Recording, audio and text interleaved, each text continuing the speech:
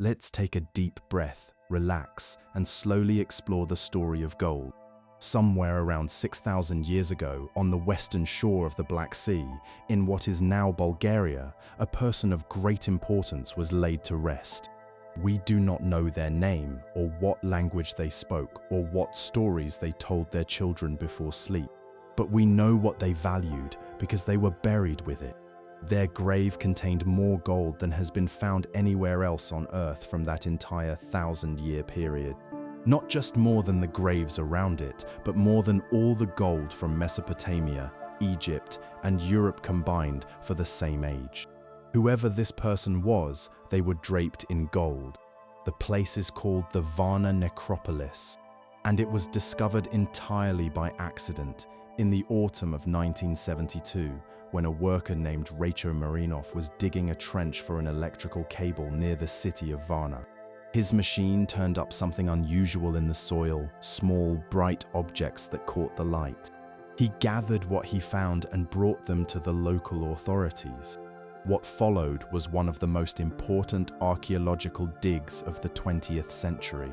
Over the years that came after, researchers uncovered nearly 300 graves, holding roughly 3,000 individual gold objects weighing a combined 6 kilograms. The gold had been shaped into rings, bracelets, beads, pendants, and small decorations that had been sewn onto clothing. The richest of all the graves is known simply as Grave 43. The person buried there was once thought to be a prince or a chieftain, but many scholars now believe they may have been a metalsmith, someone whose mastery of fire and metal gave them extraordinary standing in their community. The grave held not only gold, but finely worked copper tools, sharp flint blades, and pottery painted with gold dust. And here is the part that is worth pausing on. In a cemetery of nearly 300 graves, the gold is concentrated in just a handful of them. Some graves contain nothing at all.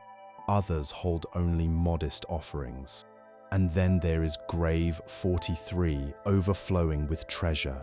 6,500 years ago, human beings had already learned to hoard gold, to link it with power, and to bury it with the dead as a kind of passport to whatever came next. But the story of gold begins long before Varna, long before any human hand shaped it into jewelry. It begins in riverbeds.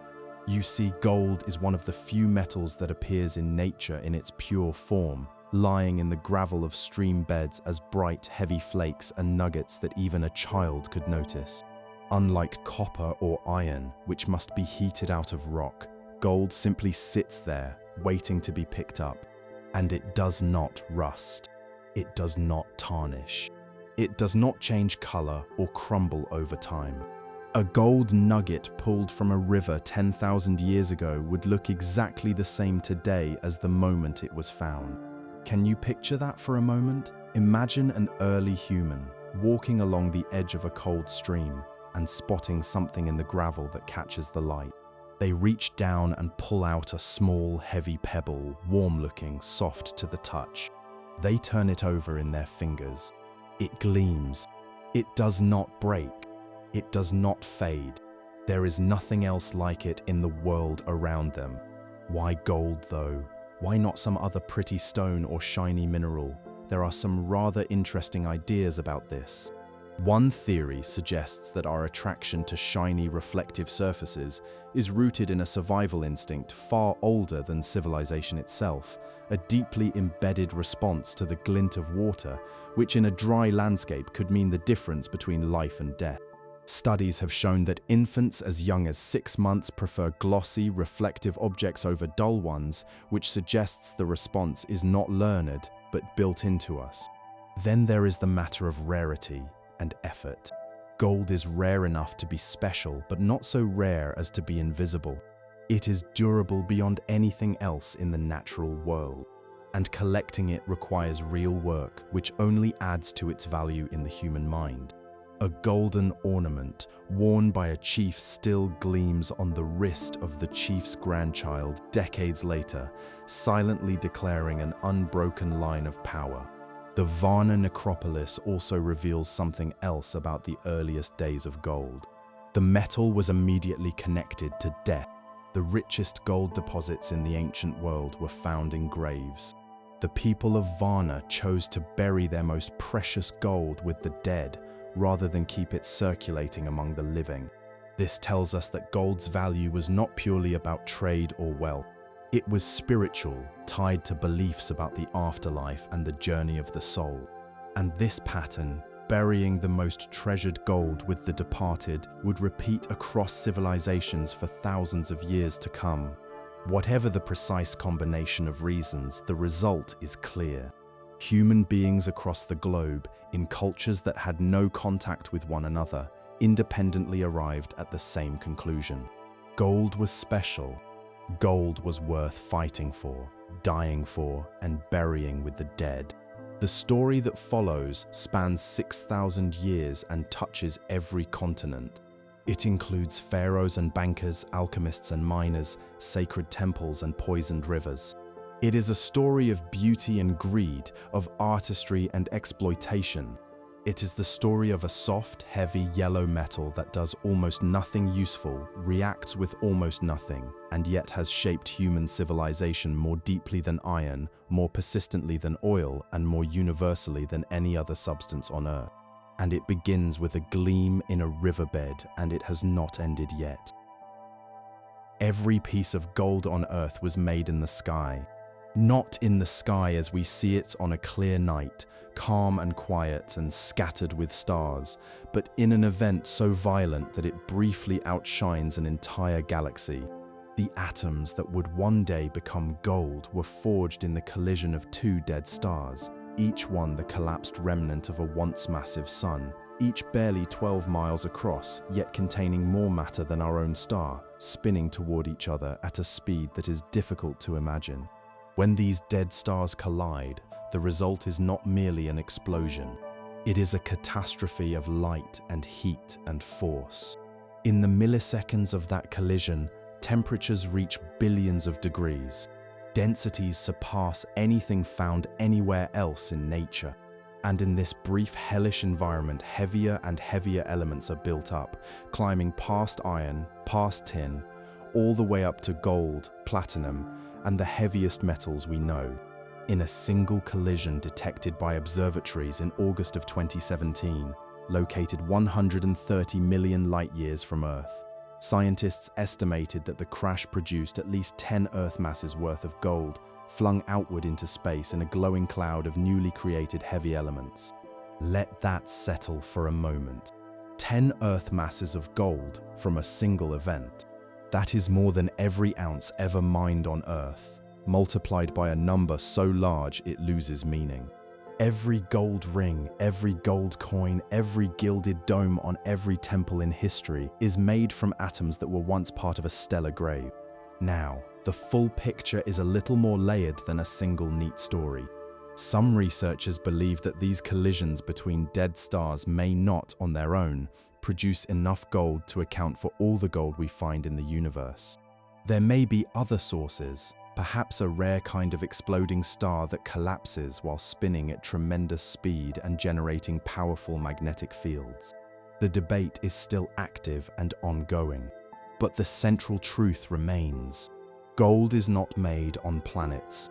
It is made in the most extreme environments the universe can create, and it is scattered across space like dust before it ever reaches a world like ours. The gold that ended up on Earth arrived in a roundabout way. When our planet first formed, roughly 4.5 billion years ago, it was a molten ball of rock and metal. As the heavier elements sank toward the center under the pull of gravity, virtually all of the planet's original gold was pulled deep down into the iron core, hundreds of miles below the surface, effectively lost forever. Scientists estimate that there is enough gold in the Earth's core to coat the entire surface of the planet in a layer roughly 4 meters deep. But this gold is utterly out of reach, locked beneath nearly 3,000 kilometers of rock.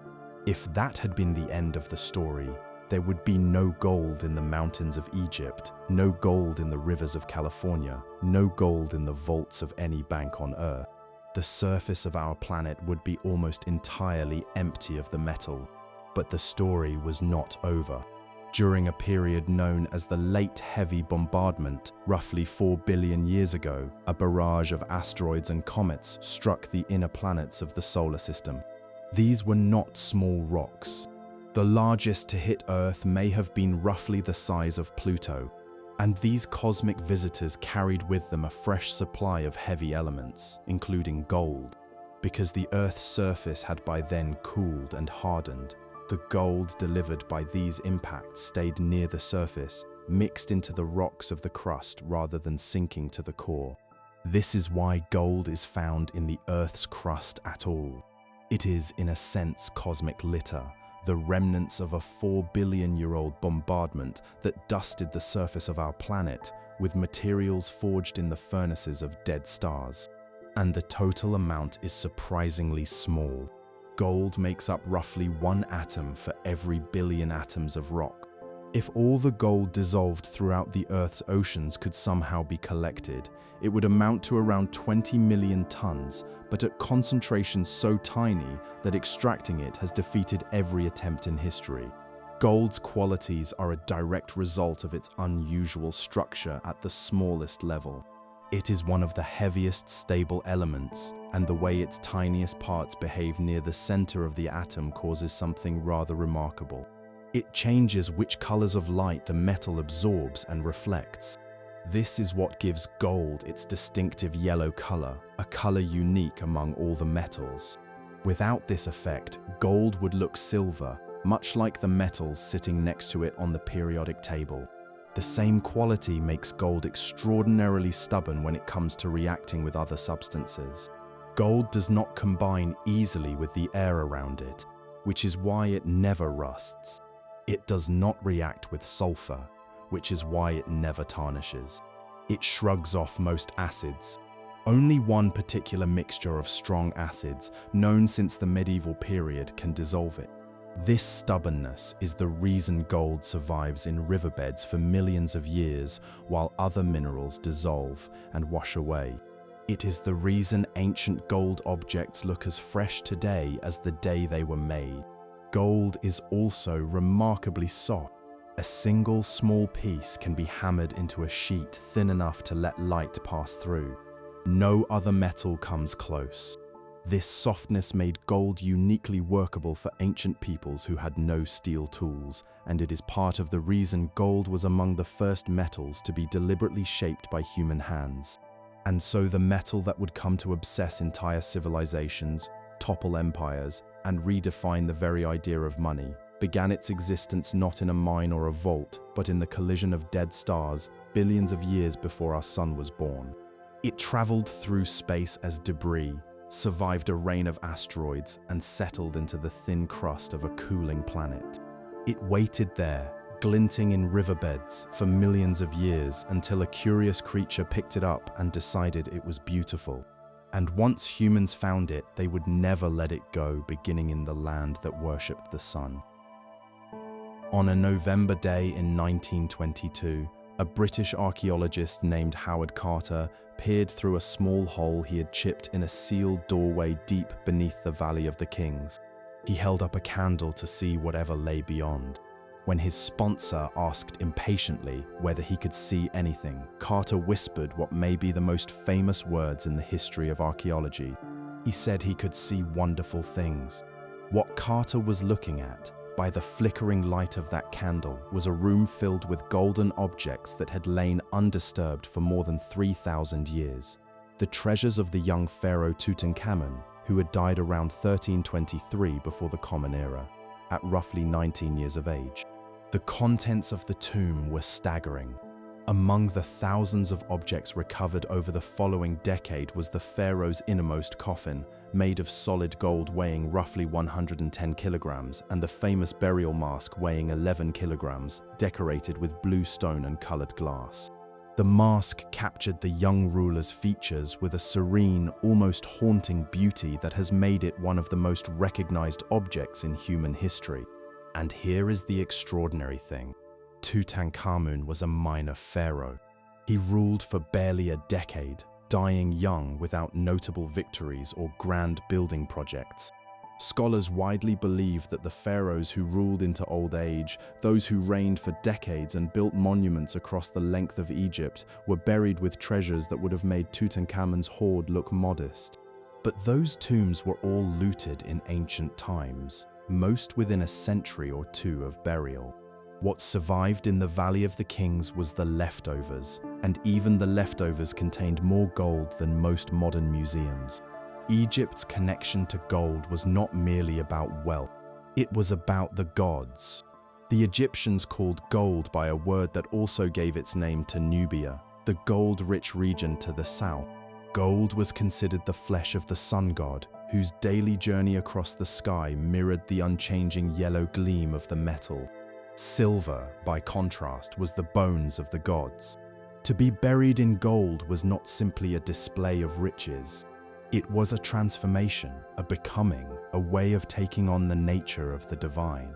The pharaoh, already considered a living god, became in death a being of pure gold, eternal and beyond decay. The gold that made all of this possible came primarily from two sources: the eastern desert between the Nile Valley and the Red Sea, and the region stretching south into modern Sudan. These areas contain some of the richest gold-bearing rock formations on Earth. Surveys have identified roughly 250 ancient mining sites scattered across the eastern desert, representing activity that spanned thousands of years. Egypt may have produced as much as 50 tons of gold during just one period of its long history, a quantity that made it the wealthiest gold-producing kingdom in the ancient world. The earliest mining was simple: the collection of gold flakes and small pieces from dry riverbeds where seasonal floods had washed them down from exposed rock. But over time, Egyptian miners progressed to underground work, following veins of gold-bearing rock deep into the earth. The mining settlements were remarkable feats of organization, situated in some of the most hostile terrain on the planet. The eastern desert is a landscape of scorching heat, almost no rainfall, and very few natural water sources. Keeping a workforce alive in such conditions required long supply lines with water, food, and tools carried from the Nile Valley across dozens of kilometers of barren land. The conditions for the miners were terrible. Ancient writers left detailed descriptions that paint a picture of systematic cruelty. The workers were prisoners of war, criminals, and enslaved people, including women and the elderly, forced into tunnels so narrow they had to lie on their sides to chip at the rock. Children were sent into the smallest openings. There was no fresh air. The dust caused diseases of the lungs. Guards watched constantly, and beatings were part of daily life. Many workers, one ancient writer noted, came to see death as a mercy. Can you imagine that for a moment? The gold that gleamed on the face of a young pharaoh's burial mask, serene and beautiful and eternal, was torn from the earth by people who were worked until they could work no more.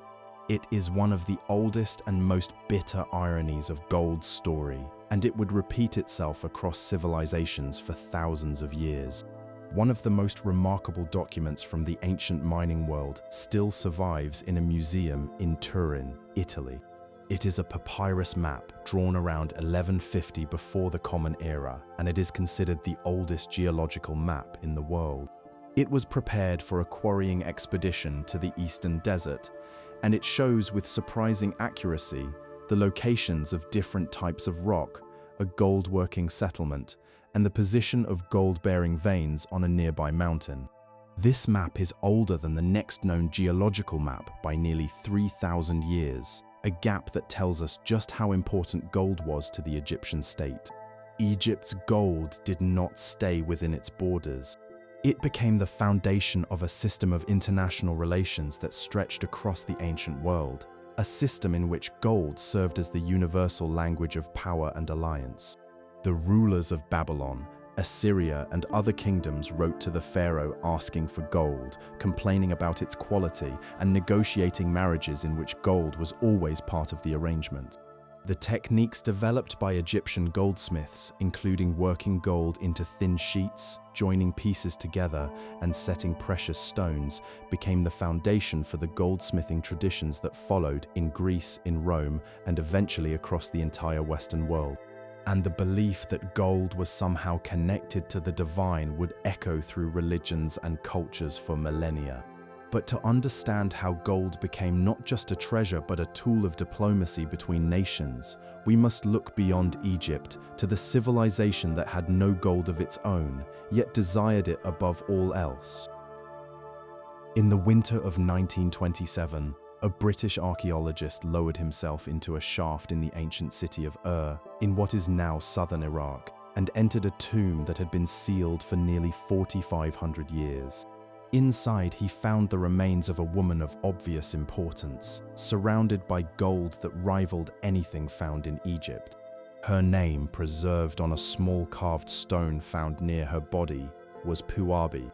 She was likely a queen or perhaps a high priestess, and she had been buried with a golden headdress of such beauty that it remains one of the most celebrated objects in the ancient world.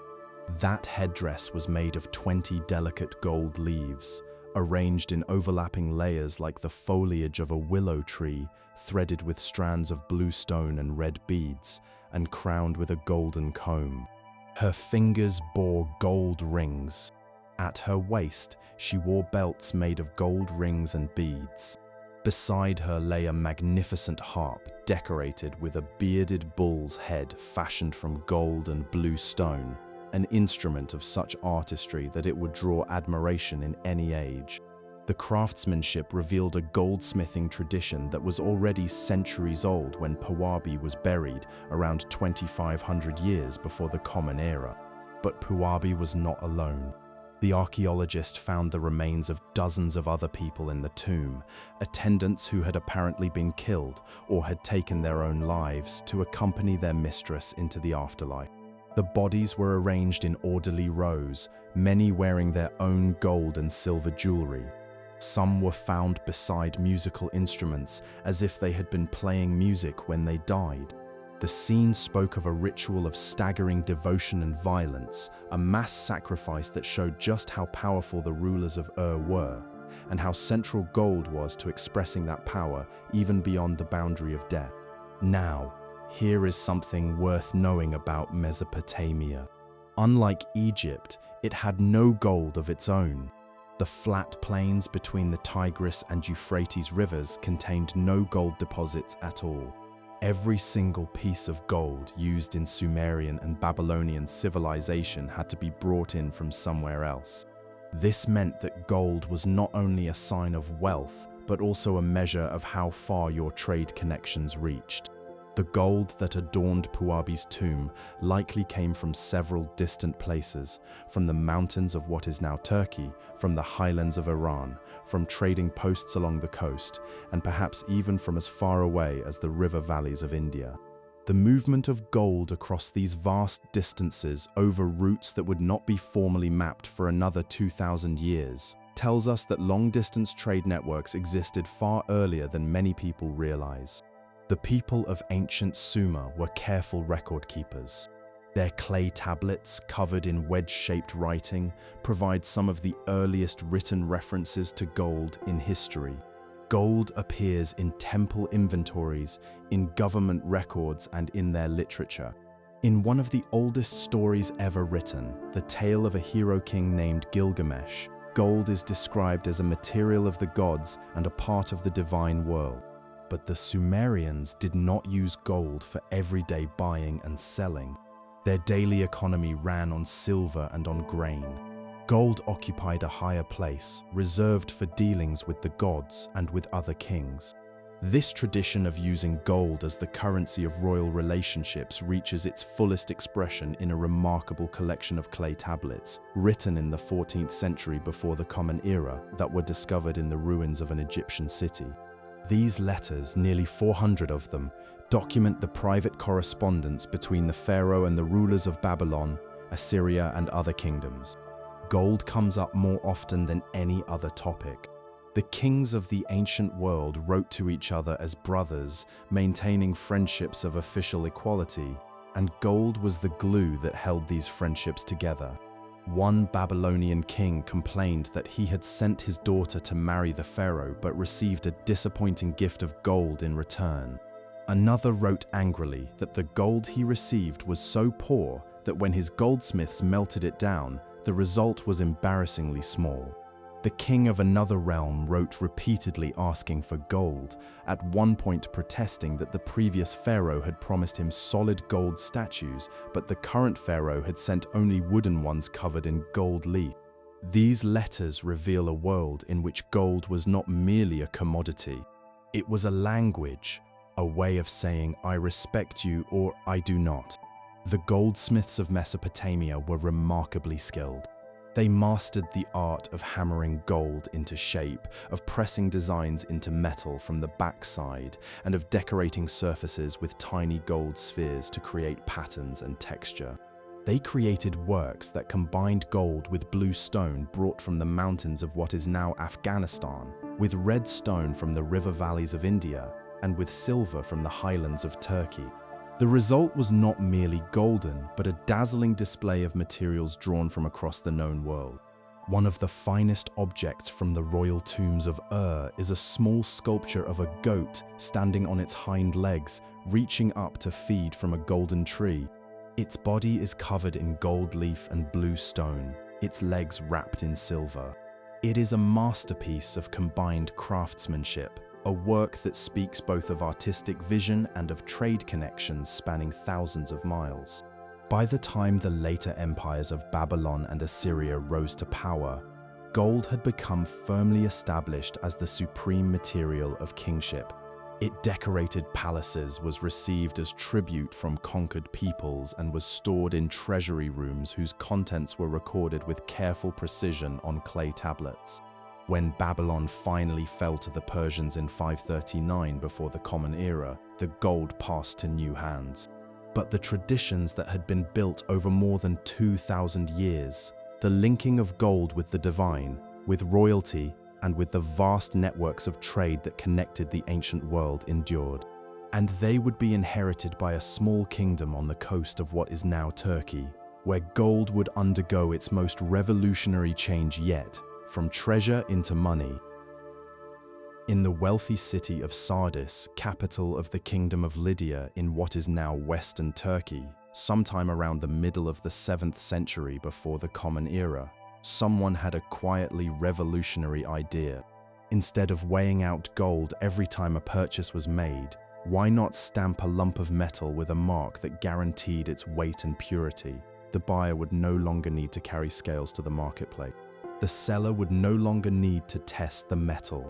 The stamp of the king would be enough.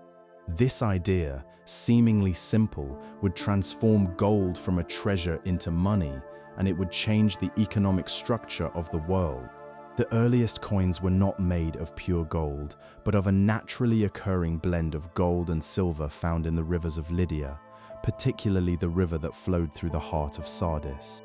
According to Greek legends, the river had become rich in this blend when King Midas washed away his golden touch in its waters. The reality was more about the landscape than mythology. The river drained gold-bearing rock in the nearby mountains, carrying fine particles downstream where they could be collected. The wealth this created had made Lydia one of the most prosperous kingdoms in the region. The early Lydian coins bore the image of a lion's head, the symbol of the royal family, and their weight was carefully controlled to provide a consistent unit of value. But these early coins had a fundamental problem. Because the natural blend of gold and silver varied from batch to batch, sometimes containing more gold, sometimes less, each coin's true value was uncertain. A merchant accepting one of these coins had no way of knowing whether he was getting his money's worth or being quietly cheated. This uncertainty kept the coins from spreading very far beyond Lydian territory. The breakthrough came under King Croesus, who ruled from roughly 560 to 547 before the Common Era. His metalworkers developed a method for separating the blended metal into pure gold and pure silver, using a process that involved heating the metal with salt and clay at high temperatures. With this ability in hand, Croesus introduced the world's first system of pure gold coins alongside pure silver coins, with a fixed exchange rate between them. The gold coins bore the image of a lion and a bull facing each other, a design of elegant simplicity. Each one weighed roughly 10.5 grams of gold at very high purity, a level of consistency that required both real technical skill and strong state control. The impact was immediate and far-reaching. Unlike the earlier coins with their uncertain mix of metals, Croesus's pure gold coins traveled widely. They were accepted by Greek city-states, by traders along the coast, and by the rising Persian Empire. For the first time in history, a standardized gold coin made trade possible across political boundaries, without the need for scales or testing at every step. The idea that a government could guarantee the value of a piece of metal through its stamp was, in its own quiet way, as revolutionary as the invention of writing or the wheel. Croesus himself became a legend of wealth.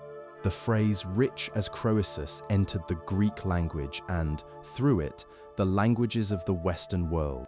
The Greek historian Herodotus told a famous story about Croesus. When the Athenian wise man Solon visited his court, Croesus asked who was the happiest man Solon had ever met, expecting to hear his own name. Instead, Solon named an ordinary citizen. His point was that no one can be called truly happy until their life is over, because fortune can change at any moment. The lesson proved prophetic. In 547 before the Common Era, Croesus went to war against the Persian king Cyrus the Great, reportedly because an oracle told him that a great empire would fall if he attacked. The great empire that fell was his own. Cyrus conquered Lydia, captured Sardis, and took Croesus prisoner. According to one tradition, Croesus was placed on a pile of wood to be burned alive, but was saved at the last moment. The gold of Lydia passed into Persian hands. The Persians quickly understood the value of what they had gained. Their king Darius introduced a gold coin of remarkable purity, weighing about 8.5 grams, bearing the image of the Persian king as a running archer. This coin became the standard gold money of the vast Persian Empire, and because the empire stretched from Egypt to the borders of India, it became one of the most widely used coins in the ancient world. Examples have been found in places as far apart as the Balkans and the Indus Valley, proof of just how far Persian trade and influence reached. Meanwhile, the Greek world developed its own approach to gold coins. The Greeks generally preferred silver for everyday use, but when gold was needed for paying armies, for diplomatic gifts, or for grand displays of power, they produced coins of extraordinary beauty. When Alexander the Great conquered the Persian Empire, he released vast quantities of captured gold into the Greek monetary system, an enormous flood of precious metal that reshaped trade across a region stretching from Greece to India. The invention of gold coinage in Lydia was one of those deceptively simple changes that rearranged the way civilization worked. Before Croesus, gold was treasure, beautiful and admired, but difficult to use in trade because every exchange required careful weighing and testing. After Croesus, gold was money, standardized and instantly recognizable. The distance between a golden ornament in a royal tomb and a gold coin in a merchant's hand may seem small, but it represents one of the great leaps in the history of how human beings organize their lives. And it began in a small kingdom in Western Turkey with a king whose name would become a word for wealth and whose idea would outlast his empire by thousands of years. While the world around the Mediterranean was learning to turn gold into coins, however, civilizations on the other side of the globe were developing an entirely different relationship with the metal, one in which gold was not money at all, but something far more sacred. High on the Andean plateau of what is now Colombia, on the shores of a dark, circular lake called Guatavita, a ceremony took place that would give the world one of its most enduring legends. When a new leader was to be crowned among the Muisca people, his body was stripped and coated with a sticky resin, and then covered entirely in gold dust until he shimmered like a living statue in the mountain sunlight. Attendants loaded a raft with golden figures, emeralds, and other offerings. The golden man stepped onto the raft and was taken out to the center of the lake, where as crowds watched from the shore, he plunged into the cold water, washing the gold from his body as a gift to the goddess believed to live beneath the surface. The attendants cast their golden objects into the water after him. When the leader emerged dripping and bare, he was reborn as ruler. This ceremony gave rise to the legend of El Dorado, the Golden One. Over the centuries, the legend grew and changed shape. El Dorado stopped being a man and became a city, then a kingdom, then an entire lost civilization of unimaginable wealth hidden somewhere in the interior of South America. Generations of European explorers would die searching for it. In 1580, one adventurer tried to drain Lake Guatavita itself, cutting a notch in the rim and lowering the water level by several meters. He recovered a modest number of gold objects from the exposed lake bed, but the effort bankrupted him before the lake could be emptied. Attempts continued into the 20th century, and none found the fabulous treasure that the legend promised. But the ceremony itself was real, not a fantasy, and it expressed a deep cultural relationship with gold that had developed over thousands of years among the peoples of the Americas. A relationship that was fundamentally different from the one found in the Old World. In the Americas, gold was sacred. It was not money. The Muisca, the Inca, the Aztec, the Moche, and dozens of other civilizations worked gold with extraordinary skill, but they did not use it to buy and sell goods. Gold was connected to the sun, to the divine, to the power of rulers and the favor of the gods. It was offered to lakes, buried with the dead, and shaped into ceremonial objects worn in rituals. The idea of stamping gold into standardized coins would have been as strange to a Muisca goldsmith as the idea of praying to a coin would be to a European banker. The Inca called gold the sweat of the sun, while silver was the tears of the moon. These were not just poetic phrases. They reflected a way of seeing the world in which gold was literally a physical part of the most powerful force in the sky. The gold-working traditions of the Americas are among the oldest and most refined in the world. The earliest evidence of gold craft in the Western Hemisphere dates to roughly 2,000 years before the Common Era, from sites in the Andean region of modern Peru. Early cultures produced hammered gold pieces bearing complex mythological images featuring fanged deities and intertwined serpents. These early goldsmiths were master craftspeople who could produce remarkably thin sheets of gold and shape them into three-dimensional crowns and ornaments using only stone tools and an intimate understanding of how the metal behaves under pressure. Later civilizations pushed the art even further. On the northern coast of Peru, goldsmiths were among the first in the Americas to develop the technique of creating a model in wax, coating it in clay, melting the wax out, and pouring molten metal into the resulting mold. This allowed them to create three-dimensional objects of remarkable complexity. They also developed clever ways of making alloys, blending gold with silver and copper to create a warm pinkish metal that they associated with the power of the sun. By treating these blended objects with plant acids and heat, they could dissolve the copper and silver from the surface, leaving a pure gold outer layer on a base that used only a fraction of the gold that solid gold would have required. It was a quietly brilliant technique. The discovery of a royal tomb in Peru in 1987 revealed the full magnificence of this tradition. A ruler who had died around 250 years into the Common Era was buried with gold and silver ornaments of breathtaking artistry, including gold pieces shaped like warriors, a gold scepter, and a necklace of gold beads fashioned to look like spiders sitting on their webs. The tomb was one of the richest ever found in the Americas. Perhaps the most famous single gold object from the ancient Americas is a small model raft, discovered in a cave in 1969 and now kept in a museum in Bogota, which holds the world's largest collection of pre-Columbian goldwork with over 55,000 pieces. The raft shows the lake ceremony in miniature, a central figure standing on a flat vessel, surrounded by smaller attendants, all made with careful detail. It was not jewelry, it was not money. It was a gift to the gods, and its purpose was spiritual. When the Spanish arrived in the 1500s, they found civilizations rich in gold and completely misunderstood what they saw. To the conquerors, gold was wealth, pure and simple, a material to be melted down, weighed and shipped to Spain. To the peoples of the Americas, gold was something closer to what light is to the sun, a material that caught and transformed sacred power. The collision between these two ways of understanding gold would prove devastating for the civilizations of the Americas and would reshape the economy of the entire world. But that is a story for later in our journey.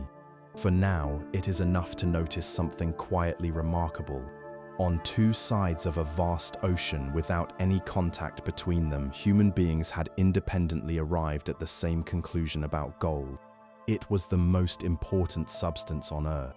They simply disagreed, deeply and fatally, about why. In the mountains of northwestern Spain, near a modern town in the province of Leon, there is a landscape that looks as though it has been torn apart by giants. Red and orange cliffs rise in jagged columns above deep ravines. Caves riddle the hillsides. The terrain has a strange, otherworldly beauty, like a wound in the earth that has healed into something unexpected. This is Las Medullas, and it was once the largest open-pit gold mine in the entire Roman Empire. The Romans did not chip at this mountain with picks and hammers. They destroyed it with water. The technique was called the wrecking of mountains, and it was described in vivid detail by a Roman writer named Pliny the Elder, who served as a government official in the region around 74 of the Common Era, and likely witnessed the process firsthand. Miners first drove tunnels deep into the mountainside, creating a vast network of underground passages. Then enormous quantities of water, channeled from rivers in the mountains through a system of channels stretching over 400 kilometers, were released into the tunnels all at once. The sudden rush of water destabilized the rock, and the mountain collapsed in on itself, spilling millions of tons of gold-bearing earth into the valley below, where it could be washed and the gold recovered. Pliny described the sound as unlike anything on Earth, a roar of collapsing stone and rushing water that could be heard for miles. Can you picture that for a moment? An entire mountain, brought down by water, collapsing in a cloud of dust and thunder, all for the gold hidden inside it. The mine reportedly produced thousands of kilograms of gold each year. Over 2 centuries of continuous work, it yielded enough gold to sustain an empire. The Romans moved an estimated 500 million cubic meters of earth at this one site alone, reshaping the landscape on a scale that would not be matched until the age of industrial mining. When they finally exhausted the gold and left, they left behind a devastated terrain that is now, in a turn of quiet irony, recognized as a place of natural beauty and historical importance. Las Medullas was the crown jewel of Roman gold mining, but it was far from the only site. The Romans extracted gold from provinces across their vast territories, from what is now Romania, where underground tunnels stretched for kilometers through the mountains, to what is now Wales, where they used similar water-powered techniques. The conquest of new lands was often motivated in part by the desire to seize gold mines, and the wealth taken from these conquests funded enormous building projects back in Rome. At the heart of the Roman economy sat a gold coin of remarkable quality and consistency. Introduced in its standard form during the time of Julius Caesar, it weighed roughly 8 grams of gold at a purity exceeding 98%. This coin was the primary currency for large transactions, for paying soldiers, and for trade that reached far beyond the empire's borders. Roman gold coins have been found as far away as southern India, where they accumulated in such numbers that local kingdoms used them alongside their own money.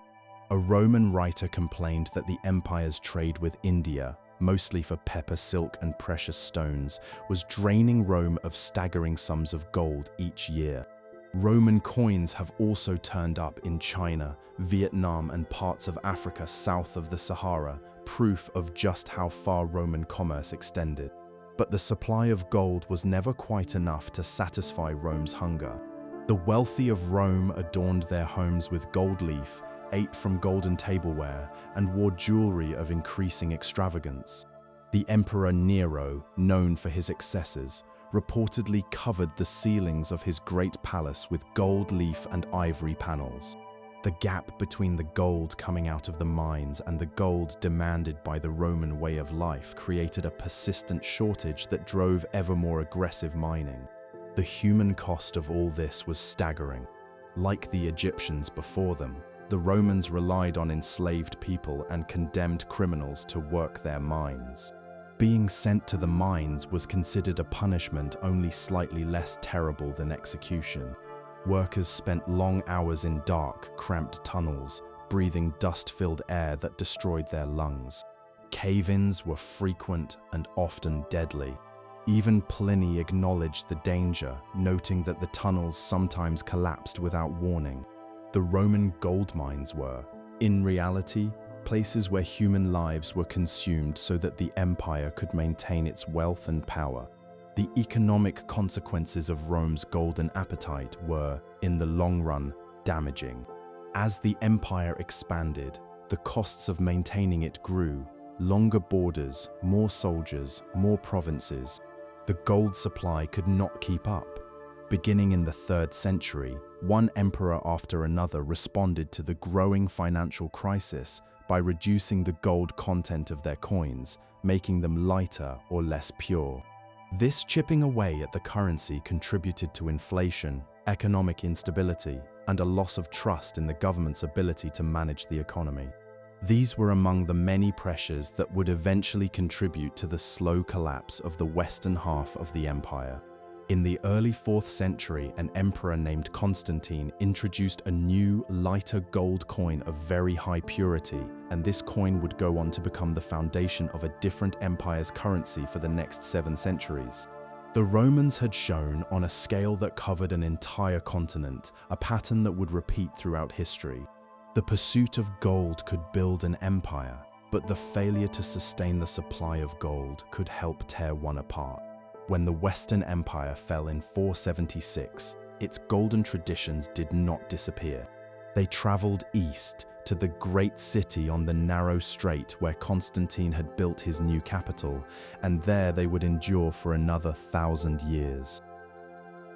In the year 1324, a caravan unlike anything the world had ever seen departed from the capital of the Mali Empire in West Africa, and began the long journey eastward across the Sahara Desert toward the holy city of Mecca. At its head rode Mansa Musa, the Emperor of Mali, one of the wealthiest human beings who has ever lived.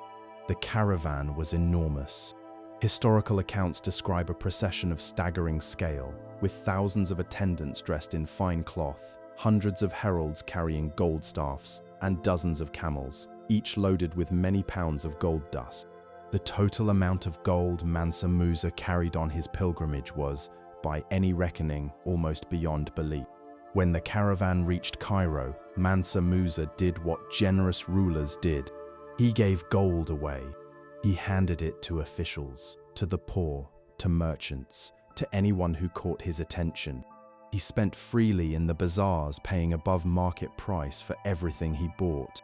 He gave gold to the Sultan of Egypt and paid for new places of worship to be built. And in doing so, he accidentally triggered an economic crisis.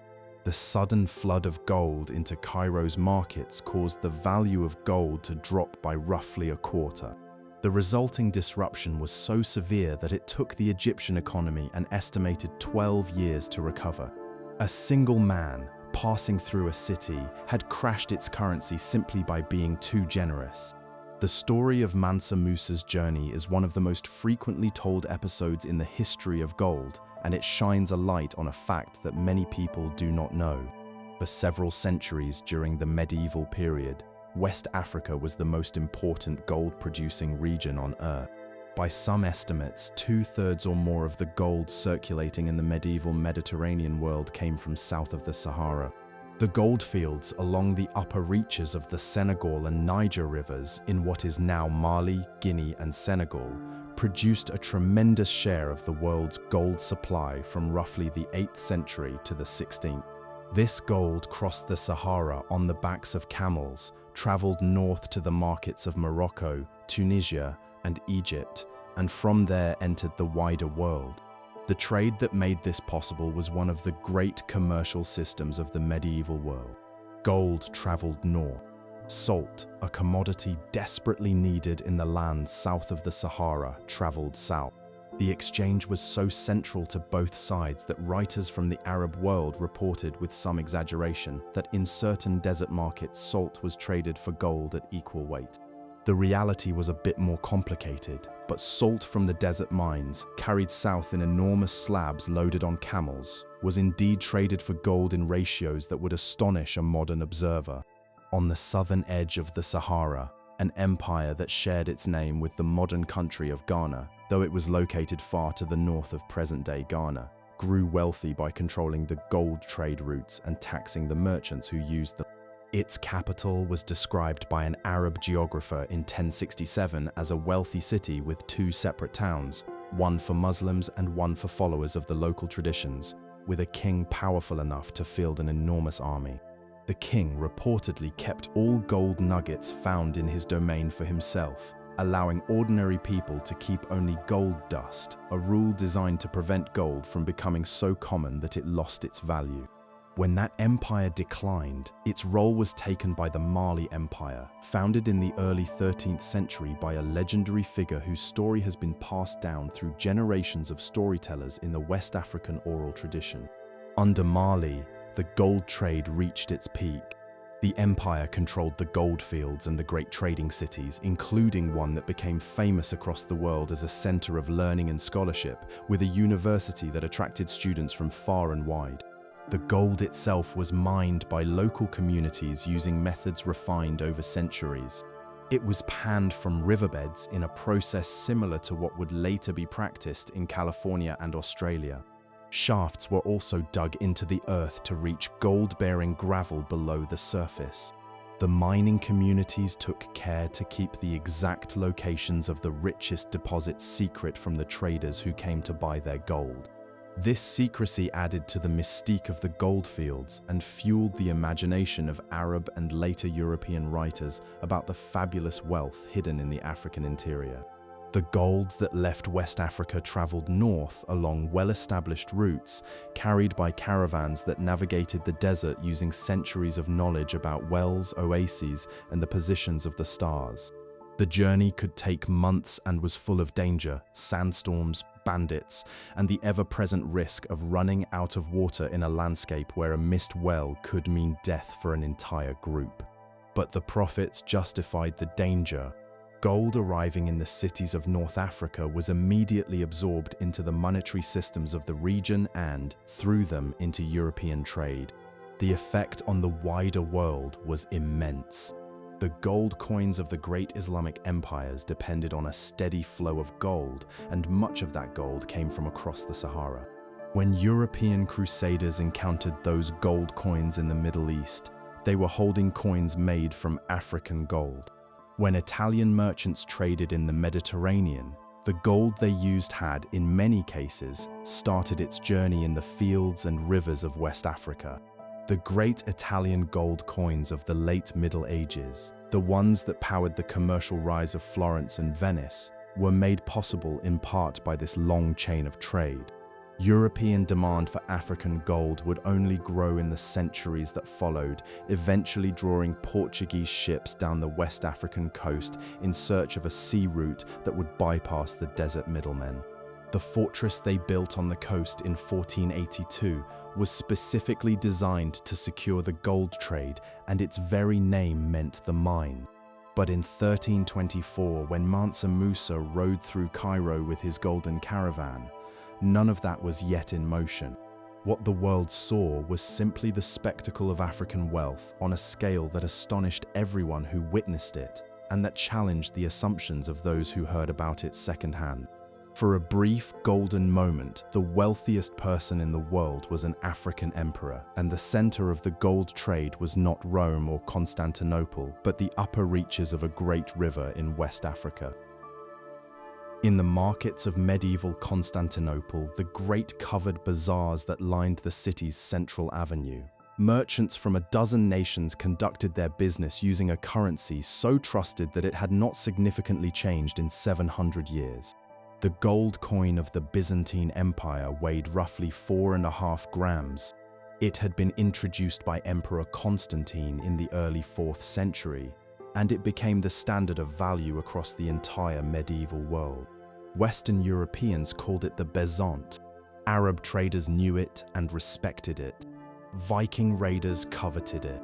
For century after century, while other currencies rose and fell, were weakened and abandoned, this small gold coin endured, its gold content maintained with remarkable consistency by a long line of emperors who understood that the coin's value depended entirely on the world's trust in its purity. Constantine introduced this coin as part of a broader effort to restore confidence in money itself. The old Roman gold coin had been reduced to near worthlessness by decades of desperate financial shortcuts. Constantine's new coin was a statement of purpose, a declaration that the reborn empire, centered on his new capital of Constantinople rather than the declining city of Rome, would stand behind its money. The coin quickly became the backbone of the Byzantine economy, and as the western half of the old Roman Empire crumbled in the 5th century, it became the only reliable gold currency left in the Mediterranean world.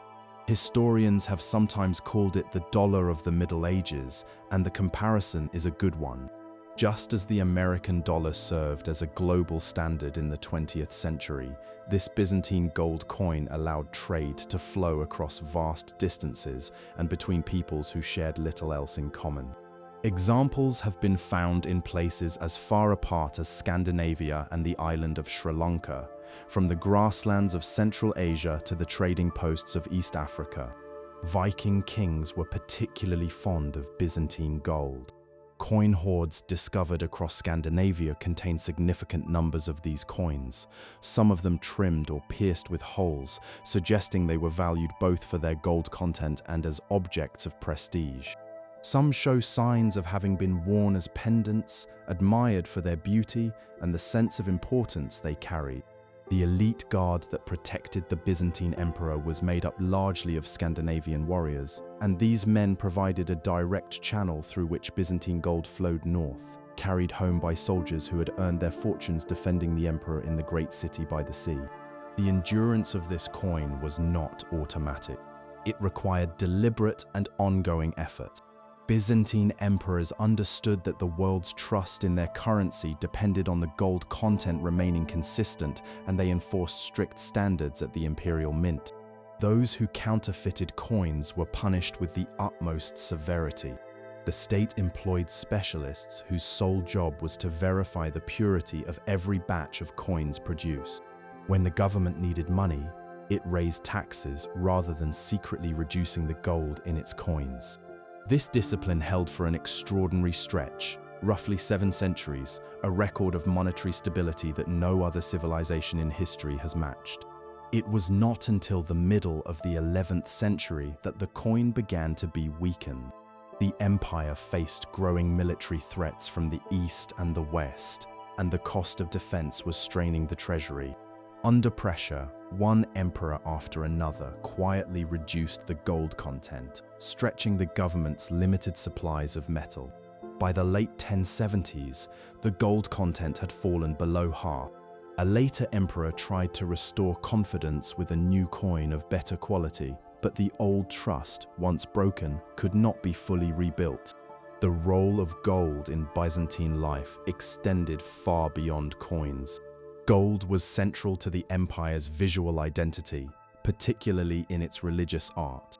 The great churches of Constantinople and other Byzantine cities were adorned with golden mosaics of breathtaking beauty. In the Hagia Sophia, completed in 537 under Emperor Justinian, the interior shimmered with countless tiny golden tiles covering vast areas of the walls and ceilings, creating a warm, glowing atmosphere designed to feel like standing in heaven itself. The amount of gold reportedly spent on the Hagia Sophia conveys the staggering scale of the project. The Byzantine understanding of gold in religious art was not merely decorative. It was spiritual. Gold represented divine light. A golden background in a painting or mosaic was not meant to show a physical place, but the infinite, radiant presence of God. The golden mosaics of a Byzantine church, catching the candlelight and reflecting it in 1,000 shifting patterns, were designed to dissolve the boundary between the earthly and the heavenly, to make a visitor feel that they had stepped out of the ordinary world and into something transcendent. Byzantine goldsmiths were among the most skilled in the world.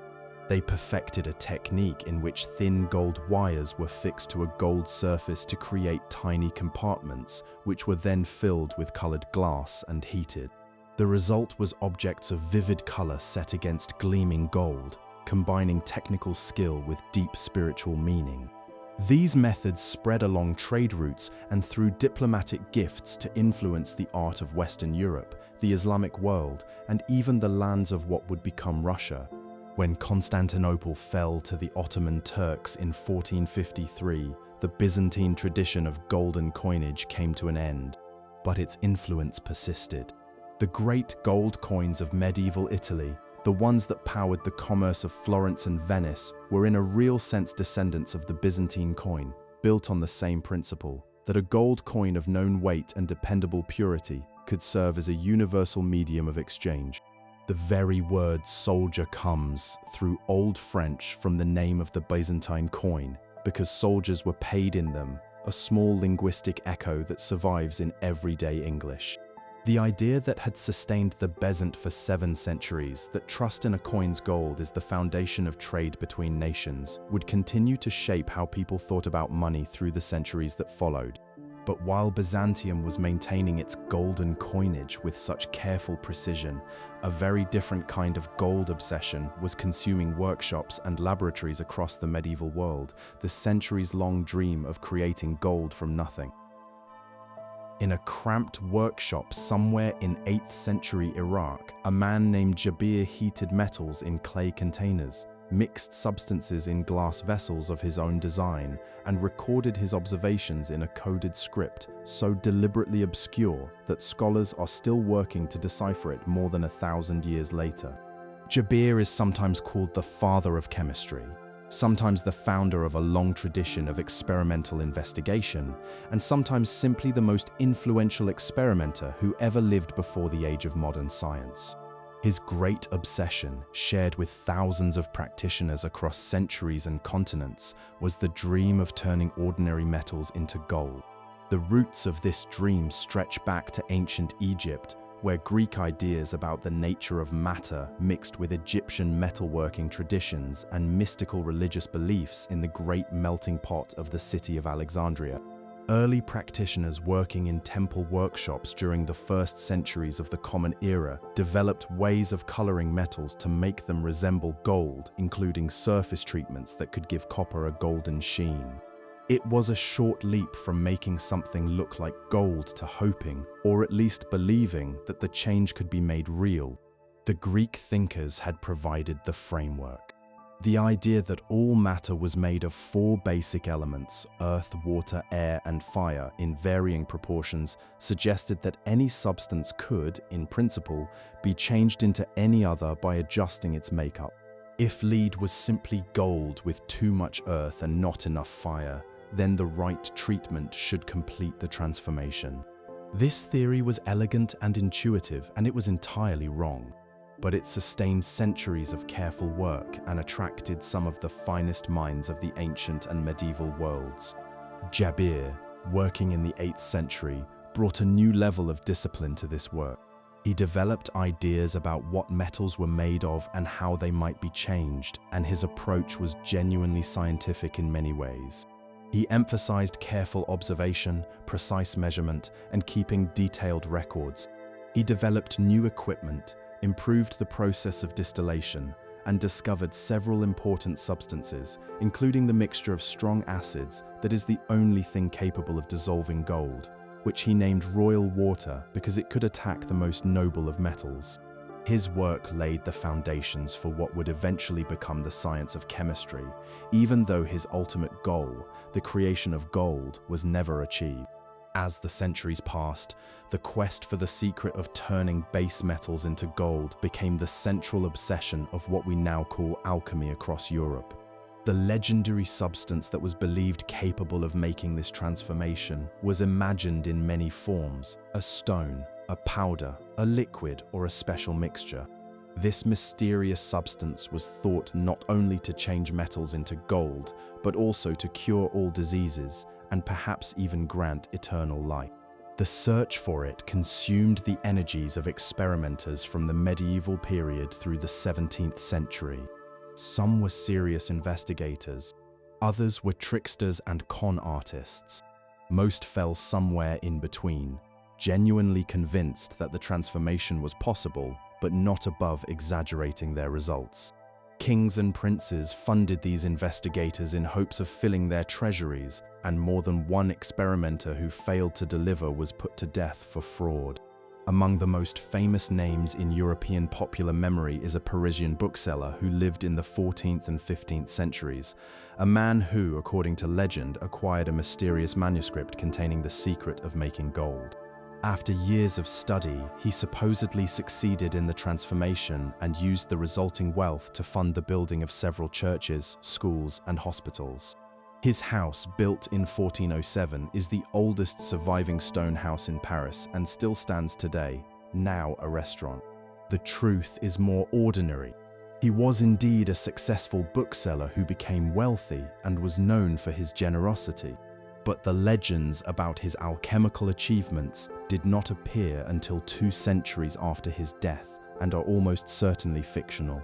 Other notable figures in this long tradition include a 13th century English friar who advocated for experimental methods, a German-Swiss physician who argued that the true goal should be curing disease rather than making gold, and, perhaps most surprisingly, one of the greatest scientific minds in all of history who devoted enormous time and energy to these experiments, filling thousands of pages of secret notebooks with formulas and theories.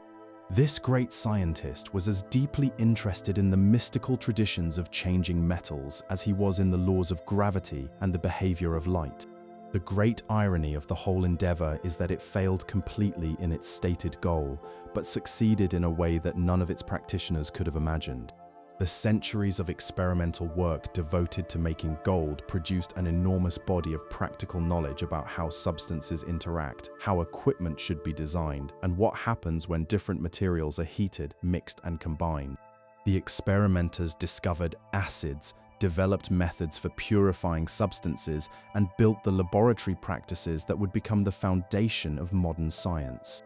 When the great revolution in understanding matter finally came in the 17th century, it was built on a tradition of hands-on laboratory work that owed everything to the long, patient, ultimately unsuccessful quest for gold. And in one final twist, the dream of transformation was eventually realized, though not in any way that the old experimenters would have recognized. In the 20th century, the science of the atom showed that elements can indeed be changed into other elements through reactions at the level of the atomic core. In 1941, scientists successfully produced a tiny quantity of gold by bombarding another metal with subatomic particles. The process was absurdly expensive and produced only a handful of atoms, not ounces. But the principle was proven. The old dream of transformation had been right all along. The dreamers had simply been wrong about the method by a factor of roughly 1 billion in the energy required. The magical substance they sought was never found, but the search for it gave us the science of chemistry, and chemistry gave us the modern world. In that sense, the dream of gold produced something far more valuable than gold itself. In the early 12th century, in the remote northern region of Japan, a local lord completed the construction of a hall at a temple complex that would become one of the most remarkable buildings in Japanese history. This hall, known as the Golden Hall, was covered entirely in gold leaf, inside and out, a shimmering pavilion that seemed to glow among the forested mountains. Chinese merchants who heard about it carried stories back across the sea, adding to a growing idea that Japan was a land of extraordinary golden wealth. Centuries later, when the Venetian traveler Marco Polo described Japan in his famous account, he called it a place where the ruler's palace was roofed with gold and its floors were paved with golden plates 2 fingers thick. Polo had never actually visited Japan. He was repeating stories he had heard from merchants in Chinese ports, but the legend stuck. When Christopher Columbus set sail across the Atlantic in 1492, one of the places he was searching for was this legendary island of gold. The relationship between Asia and gold is rich, varied, and deeply different from the European model. In some Asian civilizations, gold was the supreme symbol of power and the divine, just as it was in Egypt and Rome. In others, particularly in China, gold occupied a secondary position, valued for decoration and ritual, but never quite achieving the importance it held in the West.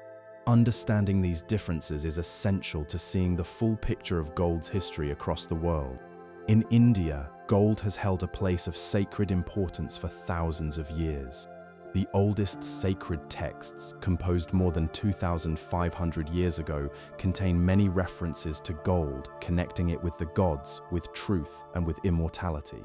The ancient word for gold is related to words meaning light and flame, reflecting the old Indian understanding of gold as solidified sunlight. Gold remains central to Hindu wedding ceremonies even today, where it is considered essential and auspicious. India remains the world's largest consumer of gold jewelry, a tradition rooted in beliefs that stretch back millennia. During the golden age of Indian culture, which flourished from roughly the 4th to the 6th century of the Common Era, the kingdom that ruled much of the subcontinent produced gold coins of extraordinary beauty, depicting kings performing ancient rituals or playing musical instruments. These coins are considered among the finest in the history of any civilization, their artistry reflecting both the wealth and the cultural confidence of the era. Indian goldsmiths developed techniques of extraordinary refinement. One tradition, which reached its highest expression under the royal goldsmiths of the 16th century and later, involved setting uncut diamonds and polished gemstones into a framework of pure gold using a cold working method that required immense patience and skill.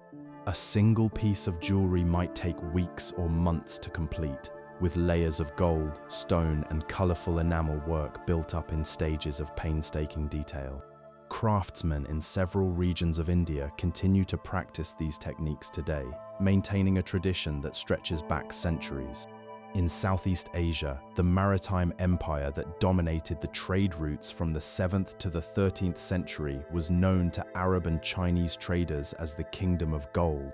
Its capital, believed to have been on the island of Sumatra, sat at the crossroads of the most important sea lanes connecting China, India, and the Islamic world.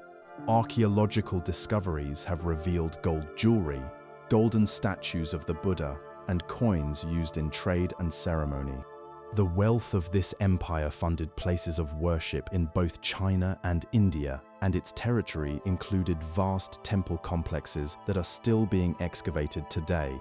China's relationship with gold was distinctive and shaped the flow of money across the globe in ways still felt today. While the Chinese certainly valued gold and used it for decoration, jewelry, and religious objects, they never made it the primary foundation of their monetary system. Over time, silver became more important than gold for commerce and government accounting. When the Chinese government introduced paper money to reduce the costs of transporting heavy metal coins, they chose silver rather than gold as the reserve behind it. This preference for silver over gold would have enormous consequences for world trade in later centuries. European merchants discovered that the best way to buy Chinese silk, porcelain, and tea was with silver rather than gold, and this insight drove the great silver flows that reshaped the global economy in the 1500s and 1600s. Japan, despite the exaggerations of Marco Polo, was indeed a significant producer of gold. Its mines, particularly on the island of Sardo off the northwest coast, were worked from the 11th century onward and became an important source of precious metals in East Asia. Gold coins became a part of the Japanese monetary system, and the association between Japan and gold was not entirely fantastical, as the country did possess genuine mineral wealth. Across the vast continent of Asia, gold served different masters and carried different meanings. In India, it was divine. In Southeast Asia, it was the currency of faith and maritime trade. In China, it was ornamental and secondary to silver. In Japan, it was real but romanticized. The common thread was that everywhere gold mattered. It was worked, traded, hoarded, and fought over. But the specific ways it was valued reflected the unique cultures that shaped its use. Meanwhile, in the Islamic world that connected many of these Asian trading networks, gold was being given a new identity, not just a metal of kings and gods, but a coin inscribed with the word of God himself. In the year 696, the ruler of the vast Islamic empire made a decision that would reshape the monetary landscape of the medieval world. He ordered the creation of a new gold coin, weighing roughly 4¼ grams and bearing not the image of any ruler or any human figure, but words from the Holy Book of Islam. Where Roman coins had borne the faces of emperors and Byzantine coins depicted religious figures, this new coin would carry only the word of God. Each coin was, in a very literal sense, a small messenger of the faith, spreading its message through every marketplace and merchant's pouch it entered. The decision was both religious and political, and it was triggered by a specific conflict with the Byzantine Empire. Before this reform, the Islamic world had been using coins from other empires, sometimes with Arabic markings added on top. This dependence on the coinage of others was, for an expanding civilization that saw itself as the successor to both Rome and Persia, an embarrassment.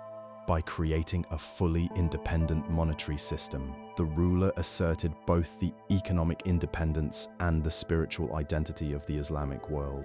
The new gold coin quickly became one of the most trusted and widely used in the medieval world. Under the later Islamic dynasties that ruled from Baghdad, the coin's standard spread across an enormous area, from Spain in the west to the borders of China in the east. The empire controlled access to the gold flowing up from West Africa across the Sahara, and this gold fed the mints of North Africa and the Middle East with a steady supply of high-quality metal. During the reign of one of the most famous of all Islamic rulers, whose court became legendary for its wealth and cultural richness, the coin reached its peak of acceptance and circulation. The purity and consistency of the coin made it a tool for trade that reached across enormous distances. Muslim merchants traded with partners in Africa, India, Southeast Asia, and China, and the gold coin served as a common measure of value across all these lands. The early Islamic empires were extraordinarily wealthy, their riches drawn from vast trade networks and from the fertile lands they controlled. The coin, produced in relatively large numbers by the standards of the time, has survived in reasonable quantities to the present day. Islamic teachings had specific things to say about gold. The holy text mentions gold in several places, generally treating it with a kind of careful balance. Gold is acknowledged as a good thing of this world, but too much attachment to it is warned against. There are teachings about the duty of charitable giving that apply to gold holdings above a certain amount, and there are rules about trading gold that require fairness and honesty. The tension between gold as a useful economic tool and gold as a potential source of sinful excess ran through Islamic thought, producing a rich tradition of philosophical discussion about the proper relationship between wealth and virtue. Islamic artisans, meanwhile, produced some of the finest metalwork in the history of the craft. Working within a tradition that generally discouraged the depiction of human and animal forms in religious settings, they developed an extraordinary range of geometric patterns, flowing plant-like designs, and beautiful handwritten inscriptions that were applied to gold objects with breathtaking skill. Gold was used to adorn places of worship, to decorate the pages of holy manuscripts in shimmering script, and to create household objects of refined beauty. The dynasty that ruled Egypt from the 10th to the 12th century supported goldsmiths who created jewelry and ceremonial objects of remarkable refinement. The rulers who followed them continued the tradition and their metalwork, combining gold with brass and silver in intricate patterns, represents one of the high points of Islamic decorative art.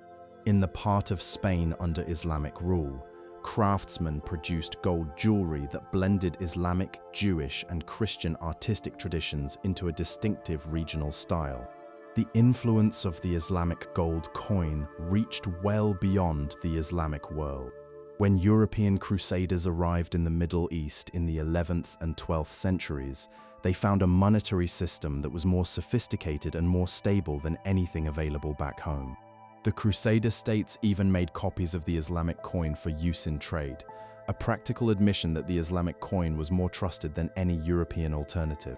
These imitations were so convincing that complaints were raised by Islamic rulers, and eventually the Church in Rome tried to stop Christians from making coins with Islamic inscriptions, though the practice continued. The later gold coins of medieval Italy, the ones that powered the great trading cities of Florence and Venice, owed something to the Islamic example, even though their designs were distinctly European. The Florentine coin first appeared in 1252, and the Venetian version followed in 1284. Both were built on the same basic principle that the Islamic world had established, that a gold coin of consistent quality, backed by the authority of the state, could serve as a trusted medium of exchange across vast distances.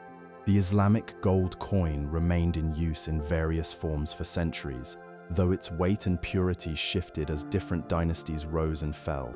The concept behind it, a gold coin inscribed with the word of God and backed by the power of a great civilization, persisted in memory and continues to carry meaning today. In recent years, some voices have called for a return to a gold-based currency in the Islamic world, arguing that it would be more in keeping with traditional economic principles.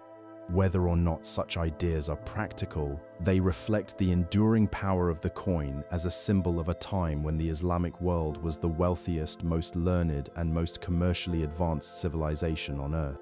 While the Islamic world prospered on its golden trade networks, however, Western Europe was entering a very different era, long centuries of grinding poverty in which gold all but disappeared from daily life, creating a hunger that would eventually drive European sailors to the farthest corners of the earth. In the great trading cities of 15th century Europe, merchants faced a problem that no amount of cleverness could solve. There was not enough gold. There was not enough silver. The coins that kept trade flowing, that paid soldiers, that settled debts between nations, were disappearing from use faster than the mines of Europe could replace them. Prices fell. Business shrank. Those who had precious metal hoarded it, and those who owed debts found themselves unable to pay. This crisis, which historians now call the Great Bullion Famine, gripped Europe for much of the 15th century, and its effects would ultimately help set the stage for the Age of Exploration. The roots of the problem ran deep. After the fall of the Western Roman Empire in the 5th century, Western Europe had gradually shifted from a gold-based to a silver-based economy. Gold coins all but disappeared from everyday use, replaced by silver pennies of declining weight and purity. For several centuries, most of the European economy ran on silver, supplemented by barter and informal arrangements in the countryside, where actual coins were scarce. A farmer in 10th century France might go months without handling a single coin, doing most of his business through the exchange of goods and labor. Gold never vanished entirely. The Byzantine Empire maintained its gold currency throughout this period, and the Islamic world's gold coins circulated along the edges of European trade. In the 13th century, gold coins reappeared in Western Europe when Florence and Venice each introduced new coins of high quality, both weighing roughly 3.5 grams of fine gold, intended to support the long-distance trade that was transforming the Italian city-states into the commercial powers of Europe. These coins became the preferred currencies for big transactions, but the gold to make them had to come from somewhere, and Europe's own gold production was limited. Mines in Hungary and other parts of Central Europe produced some gold, but their combined output was modest compared to what a growing economy demanded. The fundamental problem was that Europe was running a constant trade imbalance with the East. European demand for Asian goods, particularly spices like pepper and cinnamon, silk from China, rare dyes and precious stones, was nearly endless, but the East had relatively little interest in European products. The balance was settled in precious metal, gold and silver flowing steadily eastward in exchange for Asian goods, and the flow never stopped. Europe's mines simply could not produce enough metal to replace what was being spent. The exhaustion of major European silver mines made things worse. Some of the most productive mines had been worked so thoroughly that the easiest deposits were gone. Then the Black Death struck in the middle of the 14th century, killing between a third and half of Europe's population. Economies shrank, trade volumes fell, and the mining operations that depended on a reliable supply of workers were thrown into disorder. The population of Europe would not recover to pre-plague levels for over a century. The effects of the shortage were severe. Widespread falling prices gripped the continent as the supply of money shrank faster than the economy itself. Rulers responded with a range of desperate measures. Some reduced the amount of precious metal in their coins, which temporarily put more coins into circulation, but made people trust money less. Others banned the export of gold and silver, disrupting the very trade they were trying to protect. And some turned to a more unusual solution, funding experimenters in the hope that someone might discover the secret of turning common metals into gold. It was in this atmosphere of monetary crisis that the Portuguese began their careful exploration of the West African coast in the early 15th century. Their expeditions were driven by many things: religious purpose, curiosity, the search for a legendary Christian kingdom in Africa, and competition with Muslim powers. But the desire for gold was never far from the surface. Portuguese records are straightforward about it. The hope of reaching the West African goldfields, which were known to exist through reports filtering across the Sahara, was a central motivation. When Portuguese ships reached the stretch of coast that would become known as the Gold Coast in what is now Ghana, they found what they had been looking for: a source of gold that could be reached by sea, cutting out the desert trade routes controlled by Muslim middlemen. The trading post they built there in 1482, the first permanent European settlement south of the Sahara, was driven in large part by the gold trade. Its very name meant the mine. It was, in a sense, Europe's answer to the bullion famine, a new pipeline of gold that did not depend on crossing the vast and dangerous Sahara. The discovery of the Americas in 1492 and the flood of gold and silver from the New World would finally end the shortage, though it replaced one set of problems with another. The massive flow of precious metals into Europe set off a long period of rising prices that created its own hardships. But the famine itself had already put forces into motion that would reshape the entire world.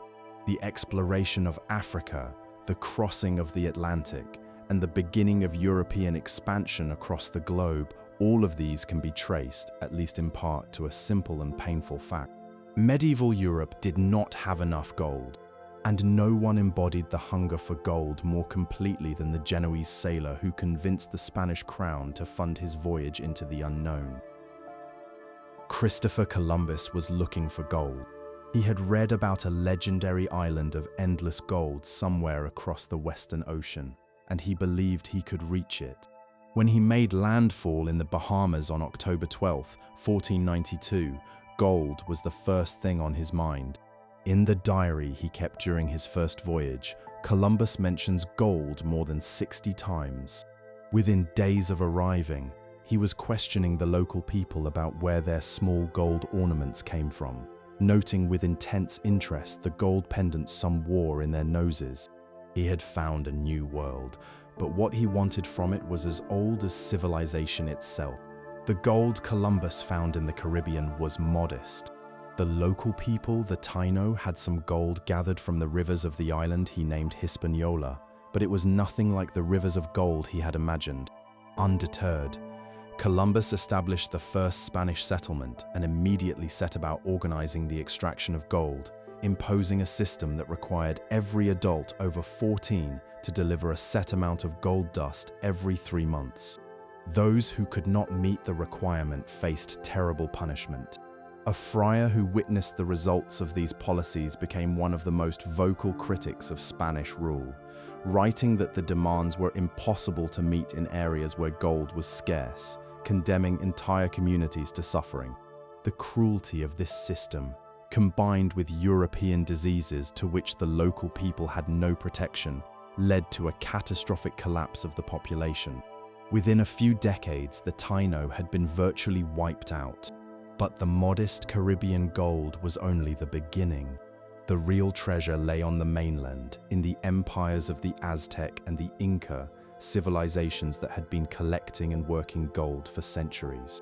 When the Spanish conquerors arrived in the 1520s and 1530s, the collision between two fundamentally different understandings of gold produced one of the greatest catastrophes in human history.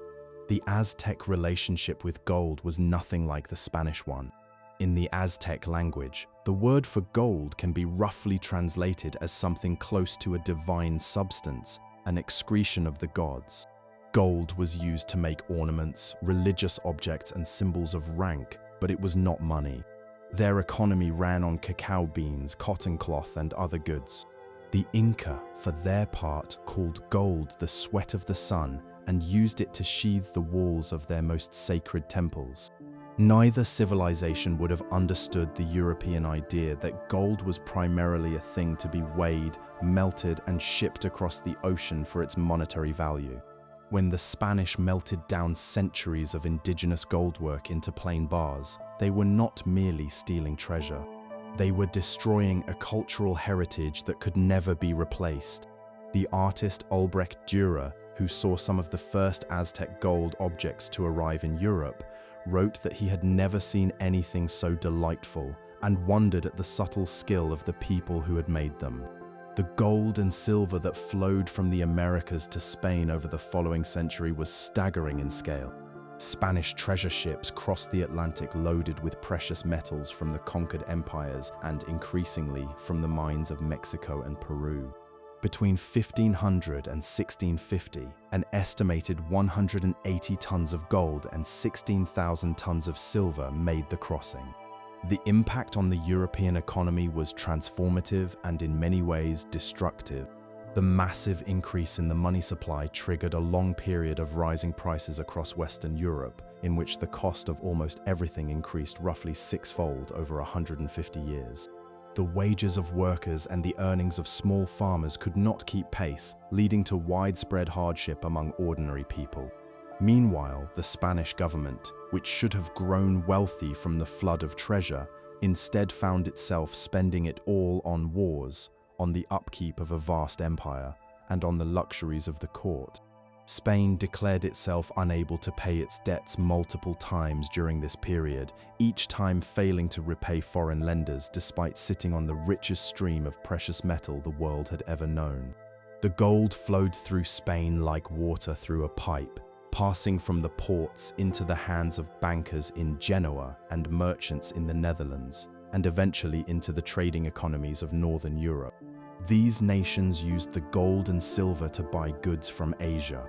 The result was that Spain, the richest nation in the world in terms of gold income, gradually fell behind the nations that received its gold secondhand but invested it more wisely. The ultimate irony of Spain's golden empire was that the gold enriched almost everyone except Spain itself. The destruction of the Aztec and Inca empires, the enslavement and death of millions, and the erasure of artistic traditions stretching back thousands of years, All of this was done in pursuit of a metal that turned out to be worth far less when everyone had it. The specific stories of how that destruction unfolded, the acts of conquest, betrayal, and plunder that brought down the greatest civilizations of the Americas, deserve a closer look. On the night of June 30th, 1520, the Spanish forces in the Aztec capital of Tenochtitlan attempted to flee under cover of darkness. Their position in the city had become impossible after a rising against them, triggered by a massacre of unarmed nobles at a religious festival. Many of the soldiers, unwilling to leave behind the gold they had spent months collecting, loaded themselves down with as much treasure as they could carry, stuffing gold bars and jewelry into their clothing, their packs, and their belts. When the Aztec defenders discovered the retreat and attacked, the weight of the gold proved fatal.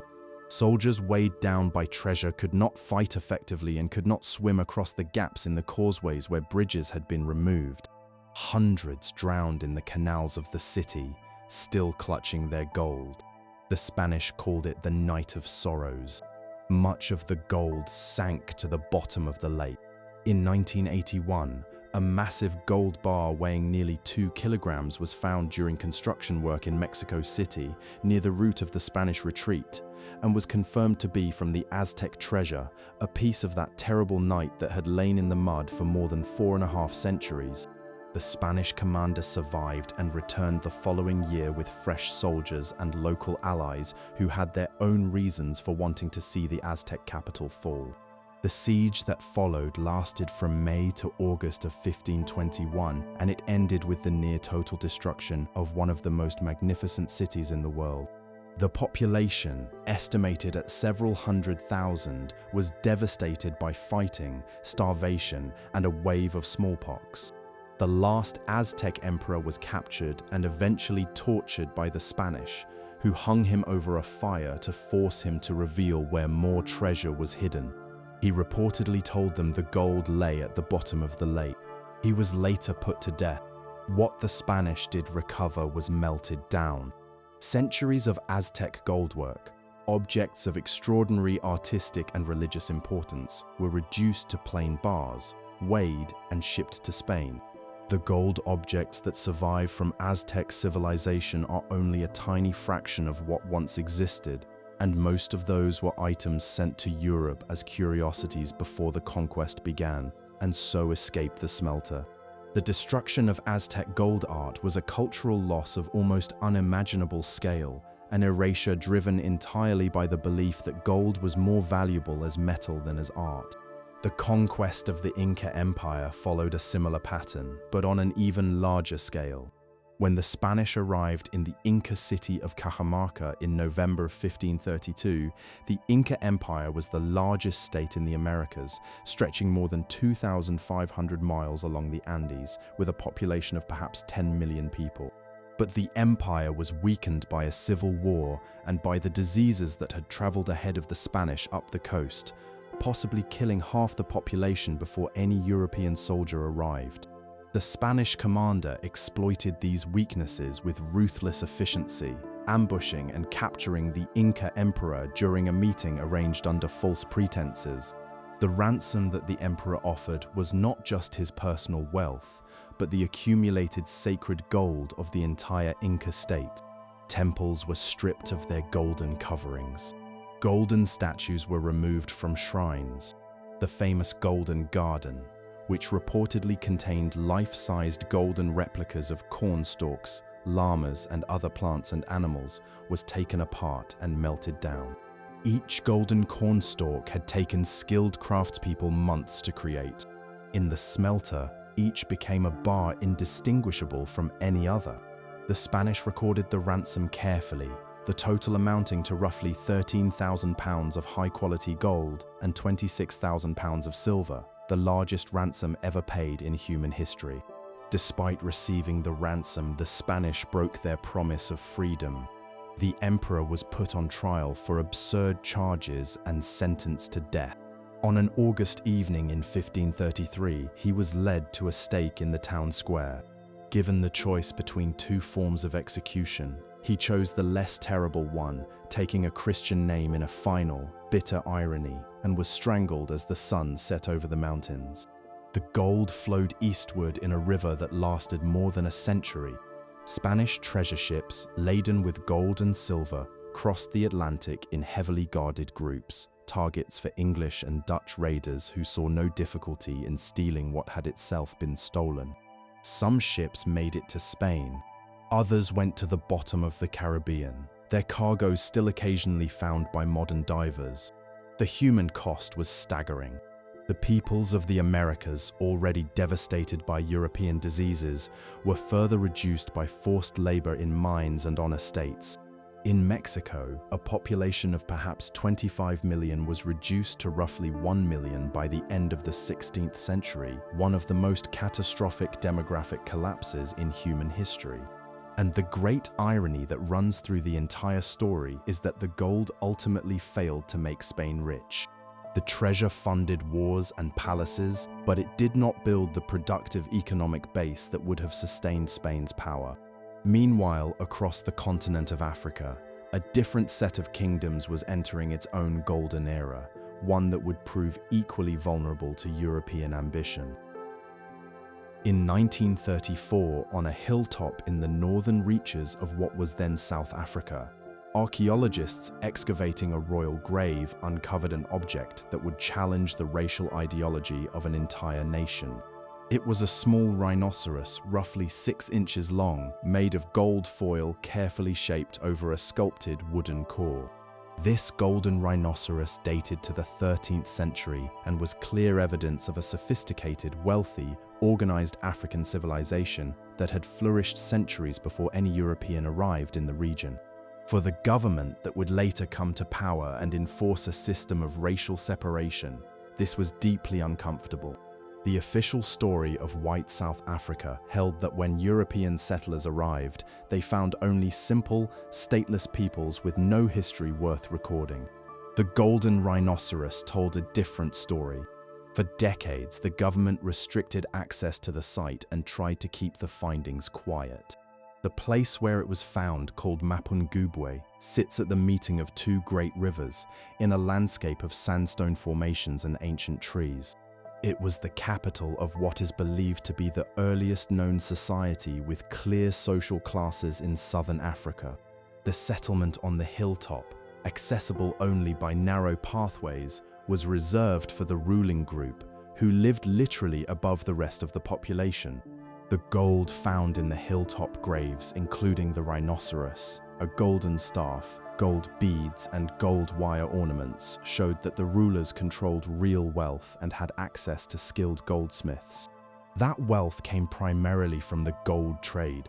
Mapungubwe sat at the southern end of a trading network that connected the interior of southern Africa to the coastal settlements of East Africa, nearly 2,000 miles to the northeast. Gold mined from deposits on the nearby plateau was traded to the coast, where it was exchanged for glass beads from India, fine pottery from China, and other luxury goods from the Indian Ocean trading world. The gold then traveled onward to the Middle East, India, and Southeast Asia. The rulers of Mapungubwe grew rich by positioning themselves as the link between the gold-producing regions and the international markets. When Mapungubwe declined in the late 13th century, possibly due to changes in the climate, its role was taken over by a successor state to the north. The ruins of this place, known as Great Zimbabwe, are among the most impressive architectural achievements in all of pre-colonial Africa. The Great Enclosure, a massive stone structure with walls up to 36 feet high and 16 feet thick at the base, was built without mortar, using carefully fitted granite blocks. At its peak, the site was home to perhaps 18,000 people and was the capital of a state that controlled gold production and trade across a vast region. When Portuguese traders reached the East African coast in the early 16th century, they heard stories of a great stone city in the interior from which gold flowed, adding to the legends that would eventually draw European explorers inland. Further to the west, in the forest regions of what is now Ghana, another empire developed one of the most gold-centered civilizations in African history. The Asante came to prominence in the late 17th century, unified under a leader who brought the various local groups together into a powerful state. The most sacred symbol of this empire was the golden stool, which according to tradition was conjured from the sky and landed on the lap of the first king during a great gathering of chiefs. The golden stool was not merely a throne. It was believed to contain the very soul of the nation, the spirits of the living, the dead, and those yet to be born. No one, not even the king, was allowed to sit upon it, and it was never permitted to touch the ground. The wealth of the Asante Empire rested on gold mining and the gold trade. The goldfields they controlled were among the richest in West Africa. Gold was so central to their way of life that the empire developed an elaborate system of small cast metal weights used to measure gold dust for trade. These weights, numbering in the thousands, often depicted animals, human figures, scenes from proverbs, and moments from daily life, making the system of commerce simultaneously a system of cultural expression. The British, who had established trading posts on the coast, wanted Asante gold and resented the limits the empire placed on trade. A series of wars followed over the course of the 19th century. In 1874, a British force invaded the capital, looted the palace, and burned the city. But the Asante proved resilient. The final conflict came at the turn of the 20th century, when the British governor demanded that the golden stool be surrendered to him so he could sit on it, a request that demonstrated either profound ignorance or deliberate provocation. The Asante, led by a queen mother in her 60s who reportedly shamed the hesitant male chiefs into action, rose in rebellion. The British eventually prevailed, but the golden stool was never given up. It was hidden and did not reappear until 1920, when it was found by accident. It remains in Asante care today, still sacred, still a symbol of a civilization built on gold. The story of gold in Africa extends far beyond these examples. From the ancient gold of Nubia that powered the Pharaohs, to the medieval goldfields that funded the empires of West Africa, to the coastal trade that connected African gold to Asia, gold has been central to African history in ways that are often overlooked. When European powers began their colonization of the continent, gold was frequently among the primary motivations. The story of South African gold, which would eventually overshadow all previous African gold production, belongs to a later part of our journey. But the foundations of that story, the knowledge that Africa was rich in gold, the trade networks that had carried it for centuries, and the political systems it had built, all of these were in place long before any European miner set foot on the continent. In the year 1640, the King of England did something that would accidentally reshape the financial history of the world. Desperate for money to pay for a war, he seized a large amount of gold that London merchants had placed for safekeeping in the Royal Mint at the Tower of London. The king eventually gave the gold back under pressure from furious merchants who threatened to cut off his loans. But the damage was done.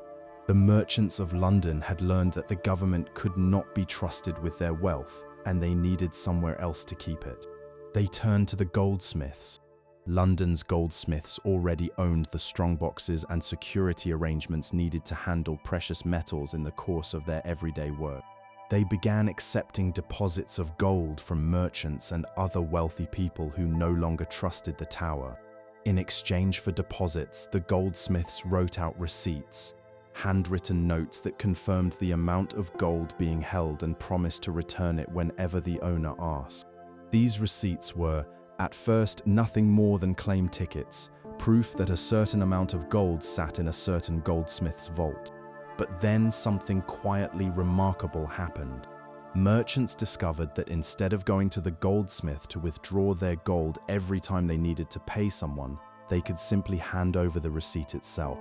The person they owed would accept the receipt, because they knew it could be exchanged for real gold at the goldsmith's shop. The receipts began to pass from hand to hand, sometimes changing owners a dozen times before anyone bothered to present them for actual metal. Paper money had been born, not from a royal decree or a grand theory, but from the practical needs of merchants who were tired of carrying heavy gold through the streets and worried about being robbed. The goldsmiths quickly saw the implications. Since most people who deposited gold did not come to collect it all at once, the goldsmiths could lend out a portion of the gold to borrowers, charging interest on the loan while still being able to handle the occasional withdrawal from their remaining supply. They began writing receipts not just for people who had deposited gold, but for people who were borrowing it, creating new receipts that represented gold that was, in a way, being counted twice. This was the birth of a system that banks still use today, in which the bank lends out most of the money it holds, keeping only a fraction in reserve. It was brilliantly profitable, but it rested on a delicate assumption that all depositors would never come for their gold at the same time. The change was gradual but profound. The goldsmith bankers of London evolved from craftsmen into financiers.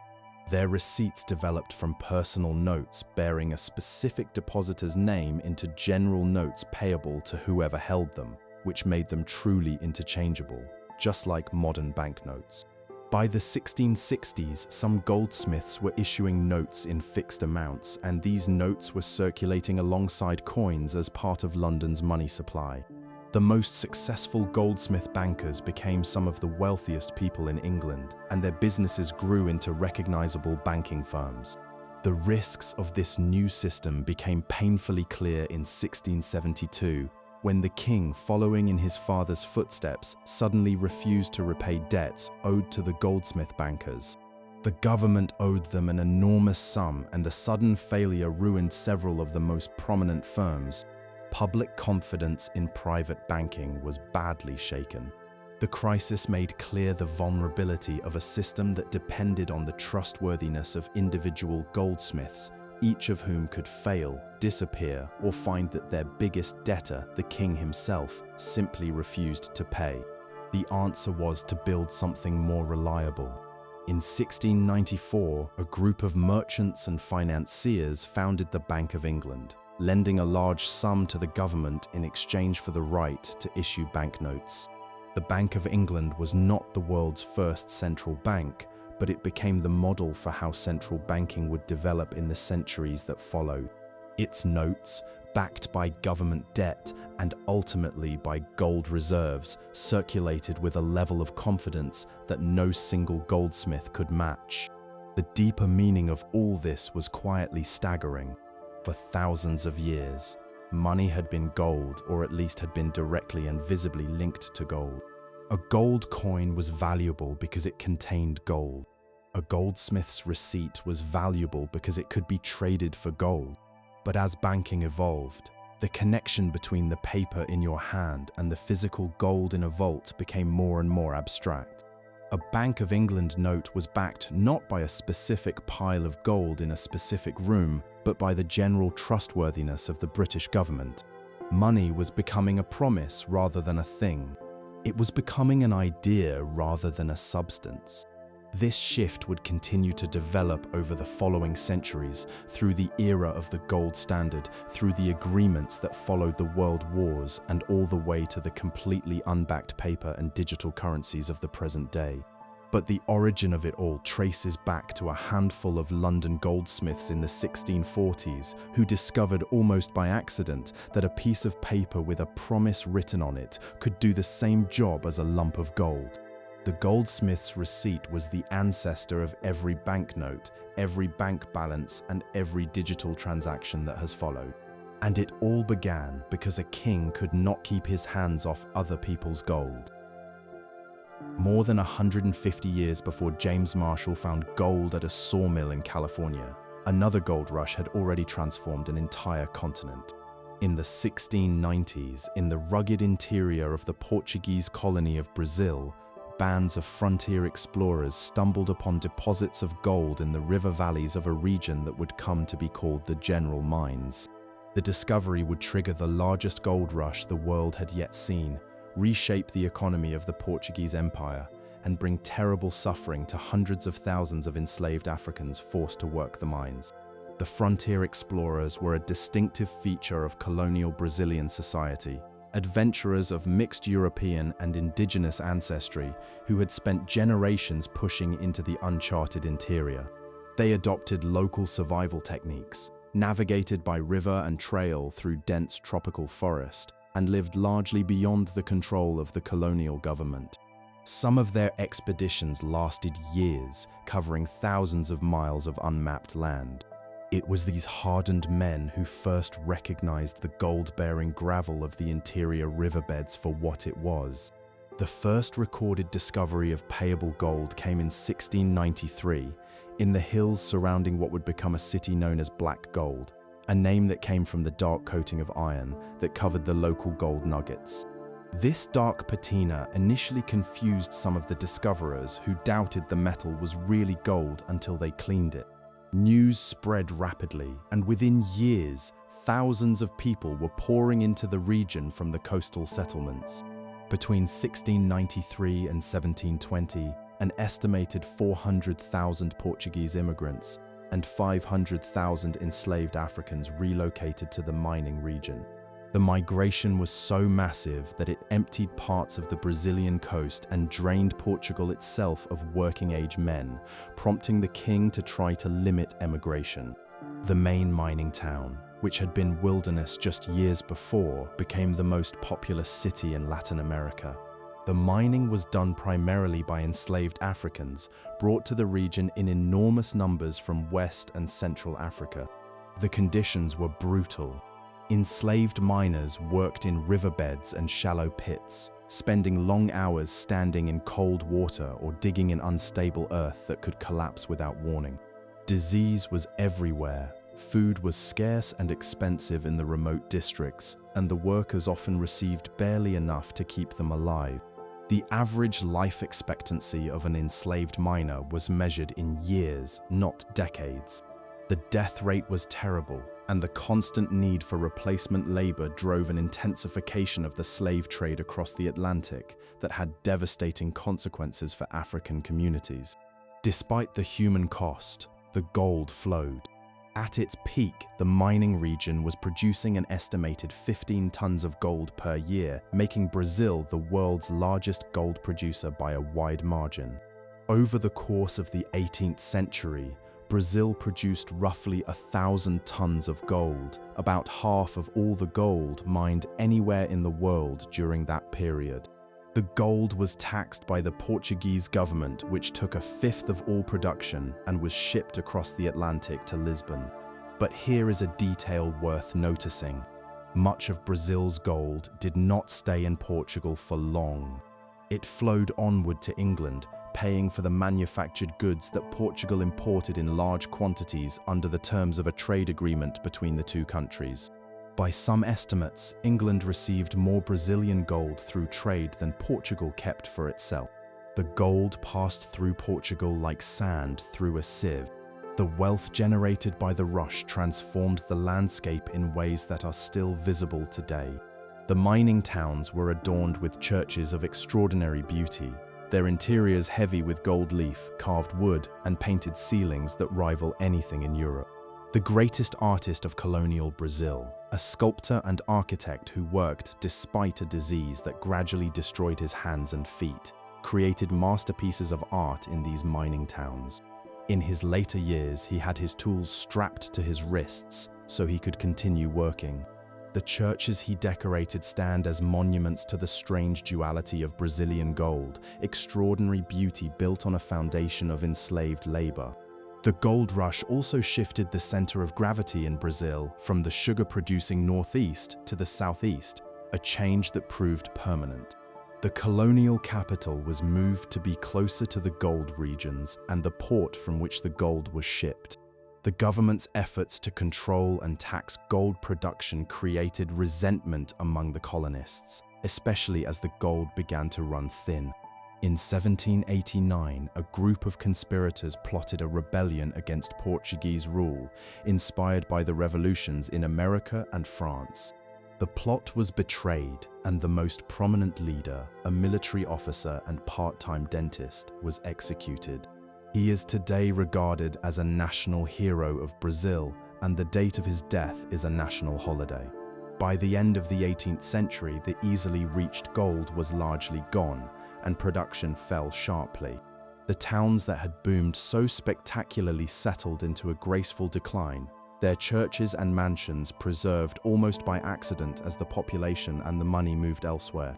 Today, the main town is recognized as a place of world heritage, its cobblestone streets and gilded churches a quiet reminder of the brief, brilliant, devastating gold rush that once made it the richest city in the Americas.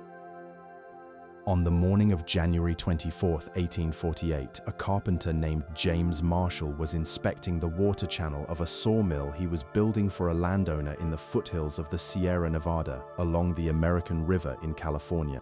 Something in the gravel caught his eye, a small flake of metal glinting in the shallow water. He picked it up, examined it, and tested it by hammering it on a flat rock. It was soft and did not break.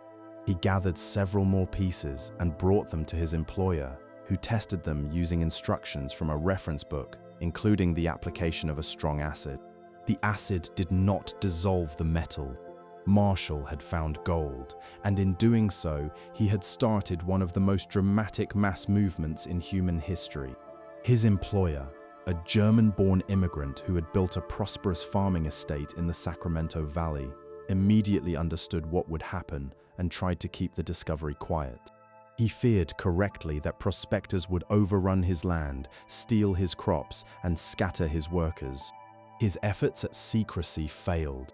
By May, the news had reached San Francisco, and a newspaper publisher, who had shrewdly bought up every shovel, pan, and pickaxe he could find before making the announcement, was parading through the streets holding a vial of gold dust and shouting about the discovery. San Francisco, then a small town of about 1,000 people, emptied almost overnight as residents abandoned their homes to rush to the gold fields. Ships in the harbor were deserted by their crews. Soldiers left their posts. Even the newspaper offices closed, their editors having gone to the diggings. The following year brought the Great Wave. Roughly 90,000 people arrived in California in 1849 alone, earning themselves the name that has echoed through history ever since. They came from everywhere. Americans crossed the Great Plains. Mexicans brought centuries of mining experience from the south. Chinese sailed across the Pacific. Chileans, Australians, French, Germans, Irish, and dozens of other nationalities joined the rush. The total number who came to California during the gold rush is estimated at around 300,000. About half arrived by sea, enduring months-long voyages around the southern tip of South America or shorter but more dangerous routes across Central America, where tropical diseases claimed many lives.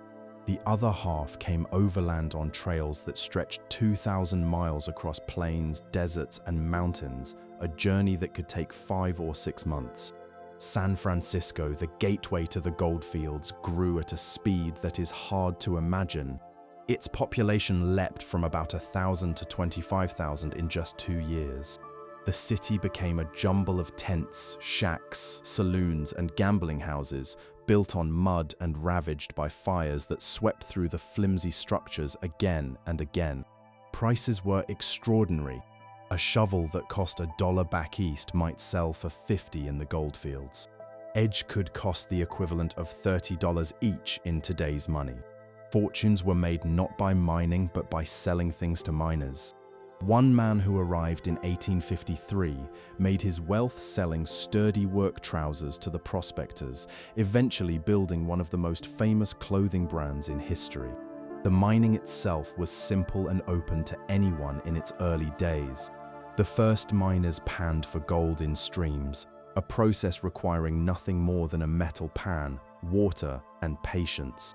In the early months, many found significant amounts.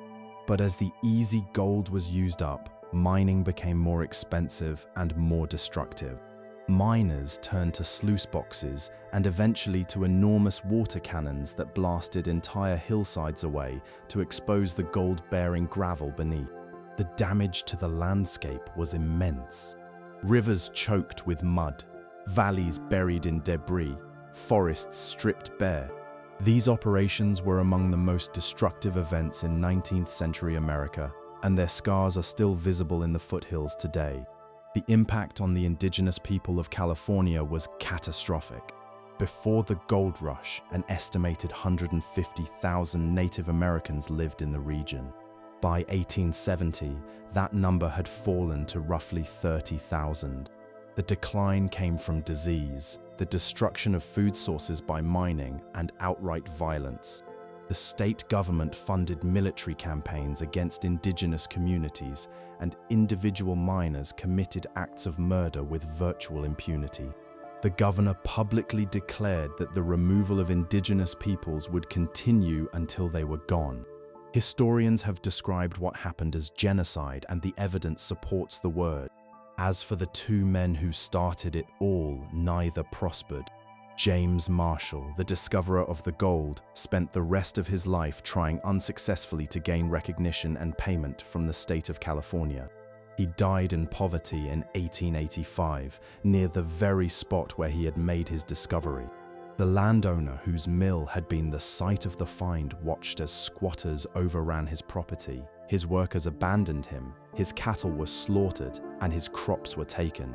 He spent decades asking the government for compensation and died in Washington, still waiting in 1880. The California Gold Rush lasted, in its most intense form, from 1848 to about 1855. In that short time, it transformed a thinly settled territory into a state of the American Union and established a pattern that would be repeated, with local variations, in gold rushes around the world for the next half-century. The California Gold Rush was not a one-time event, but the first tremor of a wave that would ripple across the globe. Within a few years, gold was found in Australia, then in New Zealand, then in the Canadian wilderness, and in several other places. Each rush had its own character, its own stories, and its own lasting mark on the people and the land it touched. Together, they formed one of the great mass movements in human history, drawing millions of people across oceans and continents in pursuit of the same ancient metal. The Australian Gold Rush began in 1851, just 3 years after California's. The first major discovery was made by a man who had actually been a prospector in California and returned to Australia convinced that the landscape looked similar. He was right. Within months, even richer deposits were found in the colony of Victoria, at a place called Ballarat, which would become the most productive surface goldfield in the world. A single nugget found in Victoria in 1869 weighed over 2,300 ounces and remains the largest piece of alluvial gold ever discovered. Australia's output quickly surpassed California's, and by the 1850s, Victoria alone was producing roughly a third of the world's gold supply. The rush drew immigrants from around the world and rapidly changed the character of the colony. Victoria's population grew from 77,000 to over 500,000 in less than a decade. Among the arrivals were tens of thousands of Chinese miners, whose presence triggered some of the worst racial hostility of the era. Chinese miners were subjected to special taxes, violence, and eventually immigration restrictions that would form the basis of one of the most infamous racial exclusion policies in modern history. The most dramatic moment of the Australian rush came in December of 1854 at Ballarat in an event that would become a founding story of Australian identity. Miners, angry about a licensing system that forced them to pay a monthly fee whether or not they found gold, and denied the right to vote or own land, built a rough wooden barrier and raised a flag bearing the stars of the southern sky. On a Sunday morning when many miners were away, soldiers and police attacked and overwhelmed the defenders in a brief battle that lasted barely 15 minutes and left more than 20 dead. The miners lost the fight, but they won the argument. The government reformed the unfair system, and the miners gained the right to vote and to representation. That battle flag is still flown at protests and union gatherings across Australia today. New Zealand had its own gold rush in the 1860s, centered on the southern part of the South Island. A prospector discovered gold in a river in May of 1861, And within months, a small settlement was transformed into a boomtown, briefly the wealthiest and most populated city in the country. The rush attracted miners from Australia, California, and China, and though it was relatively short-lived, it had a lasting impact on the development of the region, funding infrastructure, and the country's oldest university. In Western Canada, a gold rush along the Fraser River in 1858 drew an estimated 30,000 miners northward from California and prompted the establishment of a new colony, partly to make sure British authority was maintained over a region that might otherwise have been absorbed by the expanding United States. But no gold rush captured the imagination quite like the one in the frozen north. In August of 1896, 3 men found gold on a creek in the remote Yukon Territory of northwestern Canada. The discovery was not widely known until the following summer, when ships heavy with gold arrived in Seattle. The news triggered a stampede.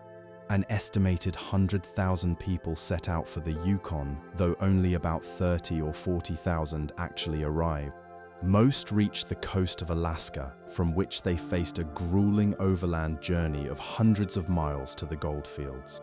The images from this rush are among the most enduring of the era.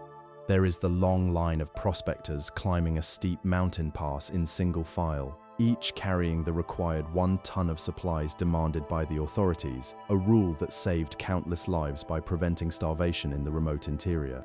There is the boomtown that grew from nothing to a population of 40,000 in just 2 years, before collapsing just as quickly when gold was discovered elsewhere. And there is the overwhelming disappointment of the vast majority who arrived only to discover that every productive piece of land had already been claimed. The global gold rushes of the 19th century shared certain patterns. They were triggered by chance discoveries. They attracted diverse and often desperate crowds. They created enormous short-term wealth alongside long-term damage to the land and to the indigenous peoples who lived on it. They sped up the settlement of remote regions, and they vastly increased the world's supply of gold, contributing to the adoption of a global monetary system built around the metal and reshaping the financial order of the world. The age of the gold rush was, in many ways, the age that built the modern world.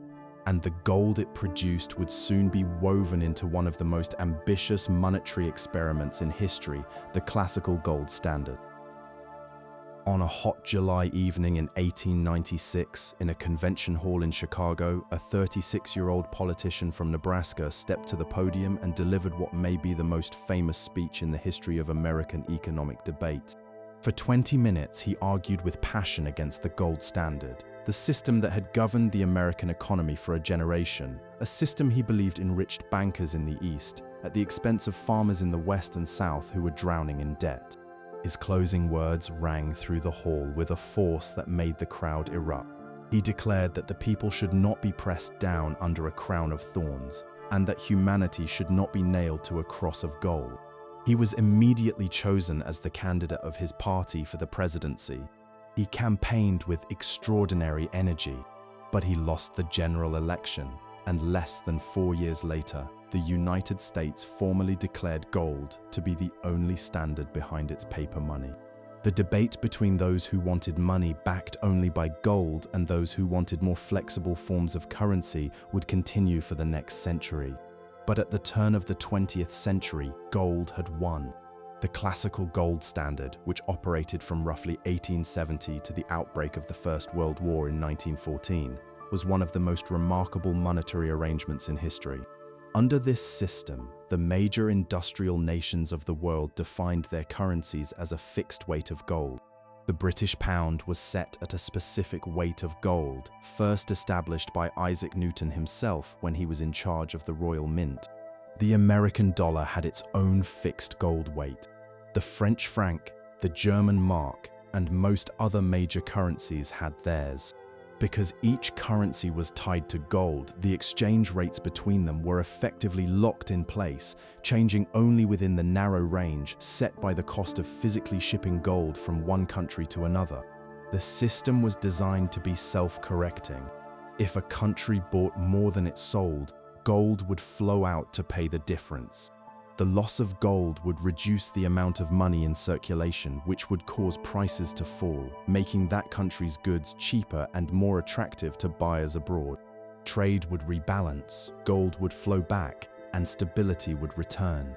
Central banks were expected to help this along by adjusting their lending rates, raising them to attract gold when supplies ran low, and lowering them to encourage gold to flow out when there was too much.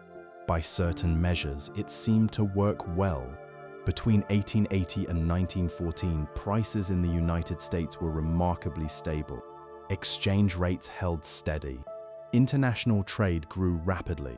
Money flowed freely across borders, financing railways in South America, mining in Australia, and factories in Russia. The gold standard era was a time of rapid growth and expanding connections between nations. But there was a darker side, felt most sharply by those at the bottom of the economic ladder. The system was built to keep money tight. Because the amount of money available was limited by the amount of gold in the system, economic growth often outpaced the growth of the money supply. This pushed prices steadily downward. Falling prices may sound like a good thing if you are buying groceries, but for anyone who owes money, it is quietly devastating. A farmer who borrowed a fixed amount when crops sold for a certain price found himself repaying the same loan when crop prices had dropped by half, effectively doubling the real weight of his debt. This was exactly the grievance that the young politician from Nebraska had given voice to so powerfully.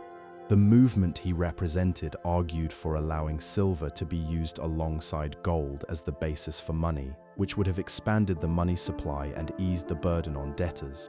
The movement drew support from farmers, miners, and working people across the South and West, but it was opposed by bankers and industrialists in the East who benefited from stable, tight money. On the world stage, the gold standard deepened the divide between rich and poor nations. Countries that already had large gold reserves could maintain their currencies easily. Countries that lacked gold were forced into painful restrictions that squeezed their economies. The system also left governments with very little room to respond to downturns. When the economy shrank, the gold standard demanded that it shrink further, tightening credit at exactly the moment when loosening it might have helped. The classical gold standard came to a sudden end with the outbreak of the First World War in August of 1914. Within weeks, the nations at war suspended the ability to exchange their paper money for gold, recognizing that the costs of modern warfare could not possibly be met within the limits of a gold-backed system. The warring powers printed money, borrowed heavily, and ran up debts of staggering size. When the fighting ended in 1918, the international monetary system was in ruins, and the question of whether and how to return to gold would dominate economic debate for the next 2 decades. The gold standard of 1870 to 1914 remains a subject of intense historical discussion. Its defenders point to its stability and its role in supporting the first great age of global trade. Its critics emphasize the pain it inflicted on ordinary working people and the way it concentrated economic power in the hands of those who already had the most. What no one disputes is that for a brief historical moment, the world organized its entire monetary system around a soft, heavy yellow metal, and the consequences shaped the political and economic landscape of the modern world. In July of 1886, a man walking on a farm on a rocky ridge in the South African Republic of the Transvaal noticed gold-bearing rock sticking out from the surface. He was not the first to find gold in the area, but his discovery turned out to be part of something far larger than anyone imagined, a geological formation stretching in a wide arc across the region that contained the greatest concentration of gold deposits ever found on Earth. An estimated 30 to 40% of all the gold ever mined in human history has come from this single formation. The discoverer himself received a small payment for his claim and then vanished from the historical record, his eventual fate unknown. The discovery triggered a gold rush that dwarfed anything the world had seen. Within months, a tent city had appeared near the site. Within a decade, it had become the largest city in South Africa, growing faster than the old colonial capital that was more than 2 centuries older. By the late 1890s, the region was producing a quarter of the world's total gold output, and South Africa had become the single most important gold-producing nation on the planet. But this gold was fundamentally different from the gold of California or Australia. It was not lying in riverbeds waiting to be panned. It was locked inside deep underground layers of rock, some of which extended thousands of feet below the surface. Getting it out required industrial-scale operations, deep shafts, underground railways, explosives, ventilation systems, and enormous amounts of money. The lone prospector with a pan and a dream, the beloved figure of earlier gold rushes, was useless here. From the very beginning, gold mining in South Africa was a corporate enterprise, controlled by large mining companies that had the capital and the technology to work at these depths. The question of who would do the actual digging shaped the history of an entire nation.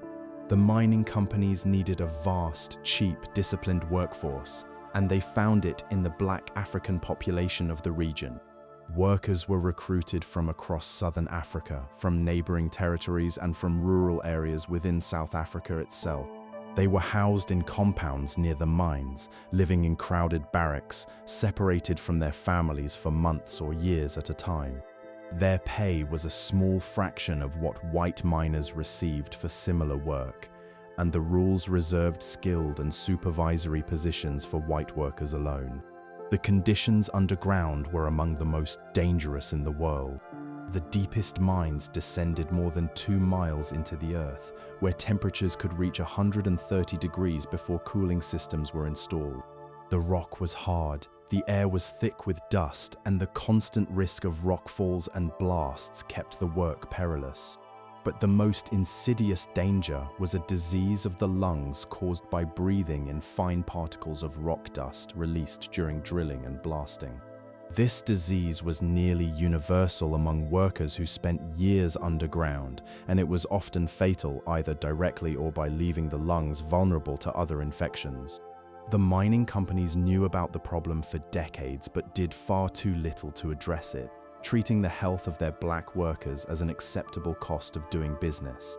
The system of racial division that developed on the gold mines became the blueprint for the broader organization of South African society. The workers' compounds, the restrictions on movement, the migrant labor arrangements that separated families, the suppression of black wages, all of these practices were pioneered on the mines and later extended to the economy as a whole. When the formal system of racial separation was established in 1948, it was in many ways a spelling out and expansion of what had already been standard practice in the mining industry for decades. Gold also drove South Africa's wars. The discovery of such vast wealth in the Boer-controlled Transvaal changed the political map of the region overnight. Britain, whose global financial system was increasingly dependent on gold, could not accept the idea that the world's largest supply of the metal might be controlled by a small, independent republic. Tensions built through the 1890s, fueled by disputes over the rights of foreign workers in the mining areas and by a failed attempt to overthrow the Boer government. The war that finally erupted in October of 1899 lasted until 1902. It was marked by scorched earth tactics, by camps in which tens of thousands of civilians, including women, children, and black Africans, died of disease and neglect, and by a long guerrilla struggle that consumed enormous British resources. Britain won the war and took control of the gold. The legacy of South African gold mining is vast and troubling. The wealth that flowed from those deep mines built a modern city and powered an industrial economy. But the human cost is still being reckoned. The migrant labor system shattered communities across the continent. The lung diseases killed or disabled hundreds of thousands. The racial structures created on the mines became the foundation for one of the most notorious systems of oppression in the modern world.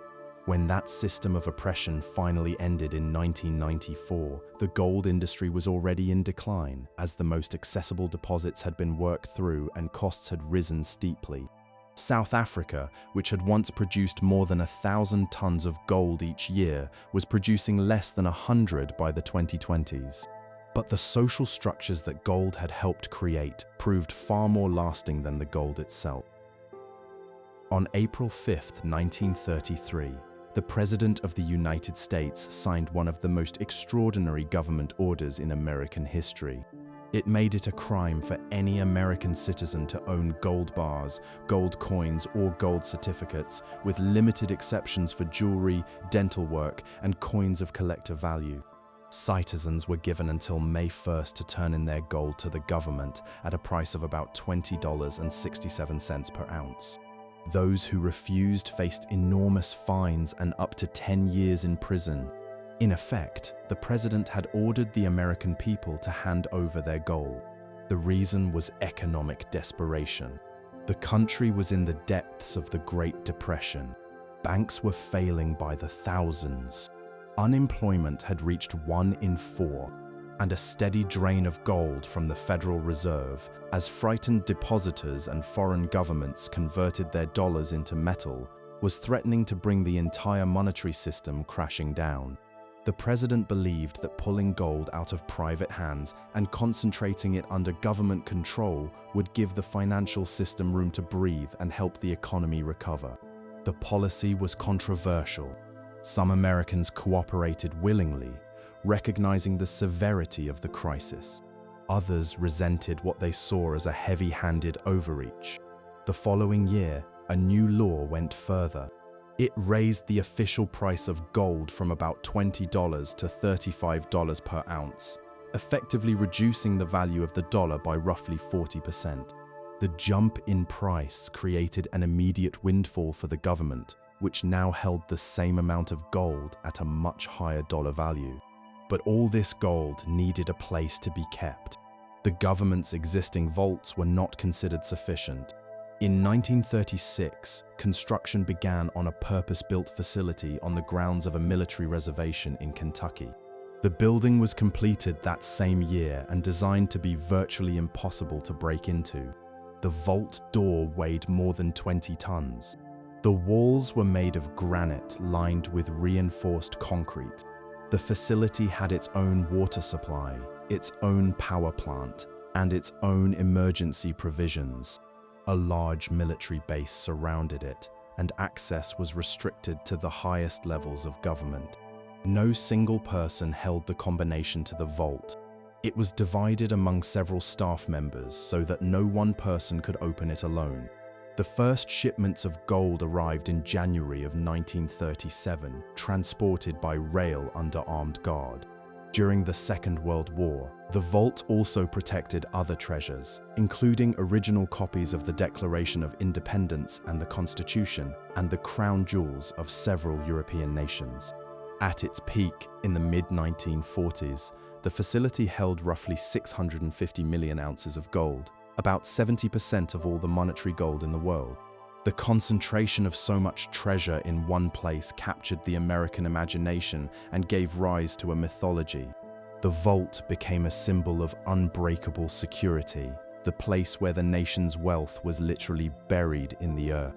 It inspired a famous film in which a villain plans not to steal the gold, but to make it unusable by contaminating it, knowing that removing a huge amount of gold from the market would increase the value of his own supply. The idea was clever enough that it reflected a genuine understanding of how gold economics work. The mythology also gave birth to conspiracy theories.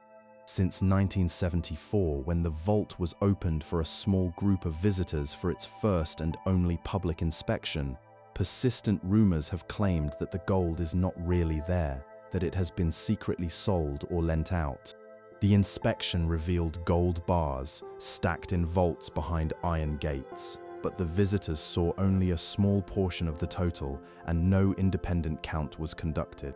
Calls for a full accounting have come from members of government repeatedly, but the answer has always been that internal procedures are sufficient.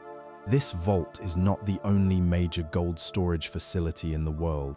In New York, beneath a building on a street in Lower Manhattan, a vault built on the solid rock of the island holds gold on behalf of many foreign governments and central banks, stored 80 feet below street level.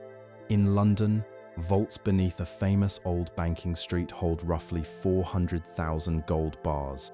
Germany, which holds the world's second largest reserves, keeps its gold spread across several locations, including vaults in its own country and in the care of banks in New York and London. The question of why nations continue to hold gold, decades after it stopped being the basis of money, has no simple answer. Gold reserves do not earn interest. They produce no income. They require expensive storage and security. And yet central banks around the world hold roughly 36,000 tons of gold between them, and in recent years many have been actively buying more. The reasons are partly about psychology. Gold provides a feeling of safety when times are uncertain, and partly about strategy. Gold can be used to back currencies, settle debts between nations, and project financial strength. Gold, long after it stopped being money, continues to act as the ultimate insurance policy, a last resort against the possibility that everything else might fail. The order that seized Americans' gold was eventually reversed. In 1974, the right to own gold was restored, but the precedent had been set. In a crisis, the government had shown it could take your gold, and the gold itself, sitting in the vault in Kentucky and in its counterparts around the world, remains there still, the physical reminder of a trust that is older than any government and more durable than any currency. On the evening of August 15, 1971, the President of the United States appeared on national television to announce a series of economic measures that would fundamentally change the way money worked around the world. Among the announcements was one that received relatively little attention at the time, but whose consequences would prove immense. The president declared that the United States would no longer exchange its dollars for gold. With that single sentence, the last link between the world's most important currency and the metal that had anchored monetary systems for thousands of years was cut. The gold standard in its final form was over. The road to that moment had been long and turbulent, shaped by 2 world wars, a global depression, and the rivalries of the Cold War. When the First World War broke out in August of 1914, the gold standard that had governed international finance collapsed almost overnight. The nations at war stopped allowing their currencies to be exchanged for gold, printed money to pay for their armies, and piled up debts of breathtaking size. When the fighting ended, the victors tried to rebuild the old gold system, but the version that emerged in the 1920s was shaky and unstable. Britain returned to its pre-war gold price, a decision that made the pound too expensive and contributed to economic hardship and labor unrest. The Great Depression destroyed what remained. As economies fell apart, countries desperately needed to loosen their money supplies and lower their exchange rates. But the gold standard prevented both. One by one, nations abandoned gold. Britain left in September of 1931. The United States followed effectively in 1933. France held on until 1936. The 1930s became a chaotic scramble of devaluations, trade barriers, and economic warfare that deepened the Depression and helped set the stage for another world war. It was against this background that representatives from 44 countries gathered at a hotel in the mountains of New Hampshire in July of 1944 to design a new international monetary system. The conference was shaped by 2 brilliant economists with very different ideas. The British representative proposed a more balanced system with its own international currency designed to spread the burden of adjustment evenly. The American representative, whose country was by far the world's strongest creditor, pushed for a system centered on the dollar and on American gold. What emerged from 3 weeks of intense negotiation reflected the reality of American economic power. The system they agreed on placed the American dollar at the center of the global monetary order. All other countries would tie their currencies to the dollar at fixed rates, and the dollar itself was tied to gold at $35 per ounce. The United States promised to exchange dollars for gold at that price whenever a foreign government asked. New international organizations were created to oversee the system and to help countries facing temporary financial difficulties. For about 2 decades, this arrangement seemed to work well. The American economy dominated the post-war world, and the dollar's connection to gold gave it a trustworthiness that no other currency could match. International trade expanded rapidly, and the Western nations enjoyed an era of prosperity that many still look back on as a golden age. But there was a built-in flaw. For the system to function, the world needed a growing supply of dollars to support expanding trade. But the only way to increase the supply of dollars was for the United States to spend more abroad than it earned. As these deficits grew, the total number of dollars held by foreign governments came to exceed the value of the gold backing them. Other countries began to worry that the United States might not be able to keep its promise of exchanging dollars for gold. The more dollars there were in circulation, the less believable the promise became. By the late 1960s, the pressure was severe. American spending on a war in Southeast Asia, combined with ambitious social programs at home, had created persistent deficits. Some foreign leaders, particularly in France, openly criticized the special advantage that being the world's reserve currency gave the United States and began converting their dollars into gold, draining American reserves. Between 1960 and 1971, American gold holdings fell from roughly 17,800 tons to about 8,100. The promise was being called in, and the gold was running out. The president's decision to close the gold window was presented as a temporary step, but everyone understood it was permanent. Attempts to patch together a modified version of the old system failed. By March of 1973, the major currencies of the world were floating freely, their values set by markets rather than by gold. The consequences were sweeping. Without the discipline of gold, governments gained the freedom to expand their money supplies, which contributed to the high inflation of the 1970s, but also gave central banks powerful tools for managing the ups and downs of the economy. The price of gold, freed from its old fixed price, soared, reaching over $800 per ounce by January of 1980. The system that was built in that mountain hotel lasted barely a generation, but it taught an important lesson about the relationship between gold and money. As long as the dollar was connected to gold, the system worked because people believed the connection was real. When it became clear that the connection could not hold, the system fell apart. Gold's role in the monetary world had always been as much about belief as about metal. It was not the gold itself that mattered most, but the confidence that gold inspired. Once that confidence was gone, no amount of metal in any vault could save the system. In the city of Yangon, in Myanmar, there is a structure that can be seen from almost anywhere in the urban sprawl. A shimmering golden spire that rises 99 meters above a hilltop platform and catches the light with an intensity that seems, from a distance, almost otherworldly. This is the Shwedagon Pagoda, the most sacred site in Myanmar, and it is covered entirely in real gold plates, thousands of them, hammered thin and fastened to the structure beneath. At the very top sits a crown studded with thousands of diamonds and rubies, capped by a single large diamond at the highest point. The total weight of gold on the pagoda runs to many tons. For the people of Myanmar, this is not merely a monument.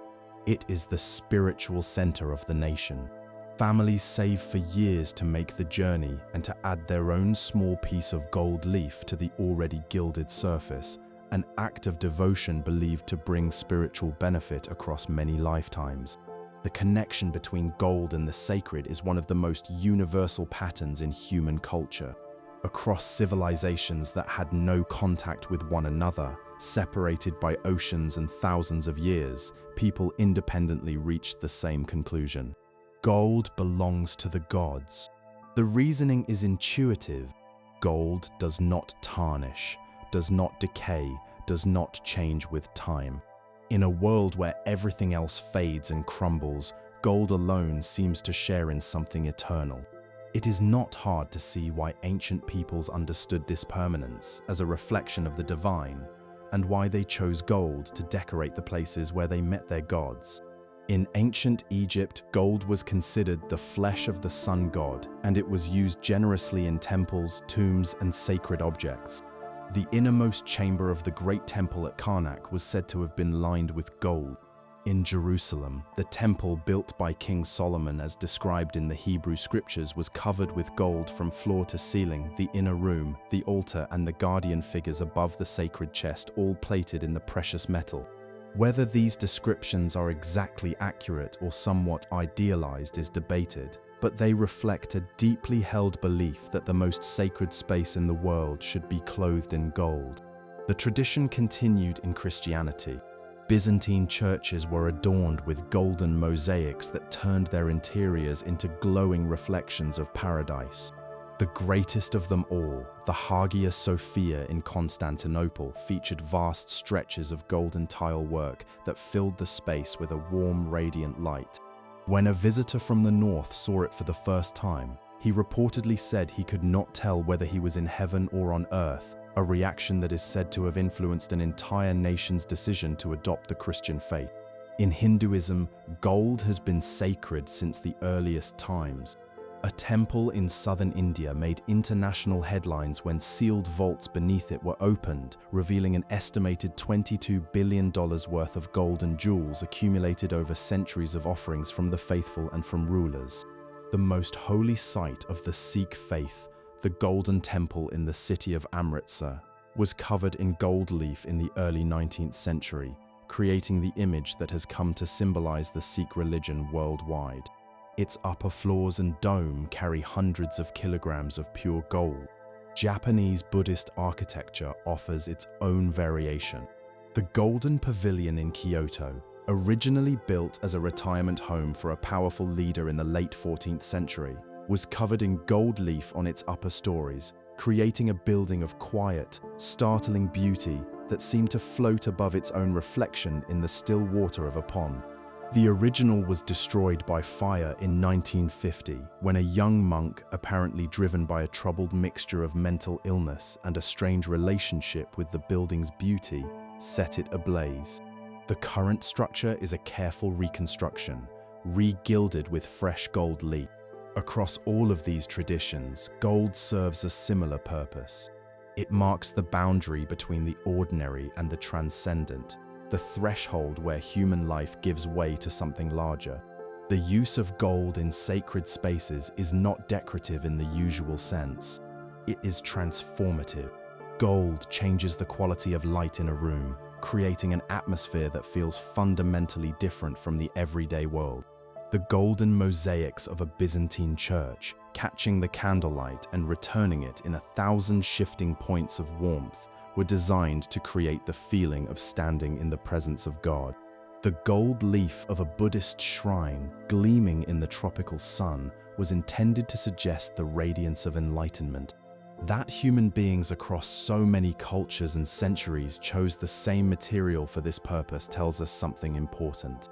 Gold is the color of sunlight made solid, of permanence made tangible, of the eternal made visible. In sacred spaces around the world, it continues to serve the same purpose it has served for 6,000 years, to make the invisible feel real, to give form to the formless, and to mark the place where the world we can see gives way to the world we can only feel. And while gold served the gods in temples and churches across the world, it also served a quieter, more intimate purpose as the raw material for some of the most beautiful objects human hands have ever made. In 16th century Florence, a young goldsmith walked the streets of what was arguably the artistic capital of the world. He was brilliant, violent, vain, and astonishingly talented, a man who could create objects of sublime beauty and then start a fight in the street the same afternoon. His autobiography, one of the most entertaining documents of the Renaissance, is filled with accounts of artistic triumphs, romantic adventures, violent quarrels, and miraculous escapes. He treated jewelry as sculpture in miniature, works of art that demanded the same skill and vision as a marble statue. His most famous surviving piece, a salt cellar made for a king, depicts two figures in gold and enamel in a complex scene, and it is regarded as one of the masterpieces of Renaissance decorative art. This extraordinary craftsman represented the height of a European goldsmithing tradition that had been developing for thousands of years. But the art of working gold is far older than Europe and far more varied than any single tradition. Every civilization that has valued gold has found its own distinctive way of shaping it, and the history of goldsmithing is a global story of quiet brilliance and artistic vision. The ancient peoples of central Italy, who flourished from the 8th century before the Common Era onward, were perhaps the finest goldsmiths of the ancient Western world. Their mastery of a technique called granulation reached a level that modern craftspeople still find difficult to match. The technique involved producing tiny gold spheres, some smaller than a grain of sand, and attaching them to a gold surface without any visible joint. The method probably involved a special bonding paste that fused the spheres to the surface when heated, producing a connection that was virtually invisible to the naked eye. The results were exquisite. Brooches and earrings and pendants covered in shimmering patterns of minute golden beads that gave the surface a texture like captured light. The seafaring warriors of Scandinavia, often remembered only as raiders, were in fact accomplished goldsmiths who developed a distinctive style of filigree work. They twisted gold wire into interlocking patterns of animals, serpents, and geometric designs, creating brooches and arm rings that combined elements from the many cultures they encountered in their far-flung travels, from Constantinople to the coast of North America.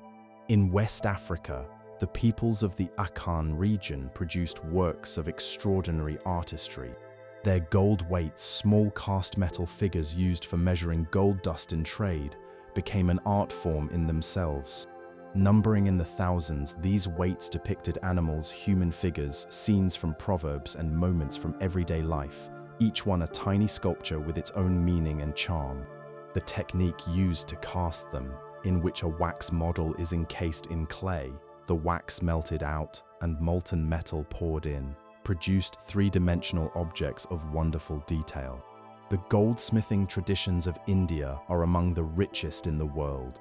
One approach, perfected under the royal workshops, involved setting uncut gems into frameworks of pure gold using a series of cold-working stages, each requiring enormous patience.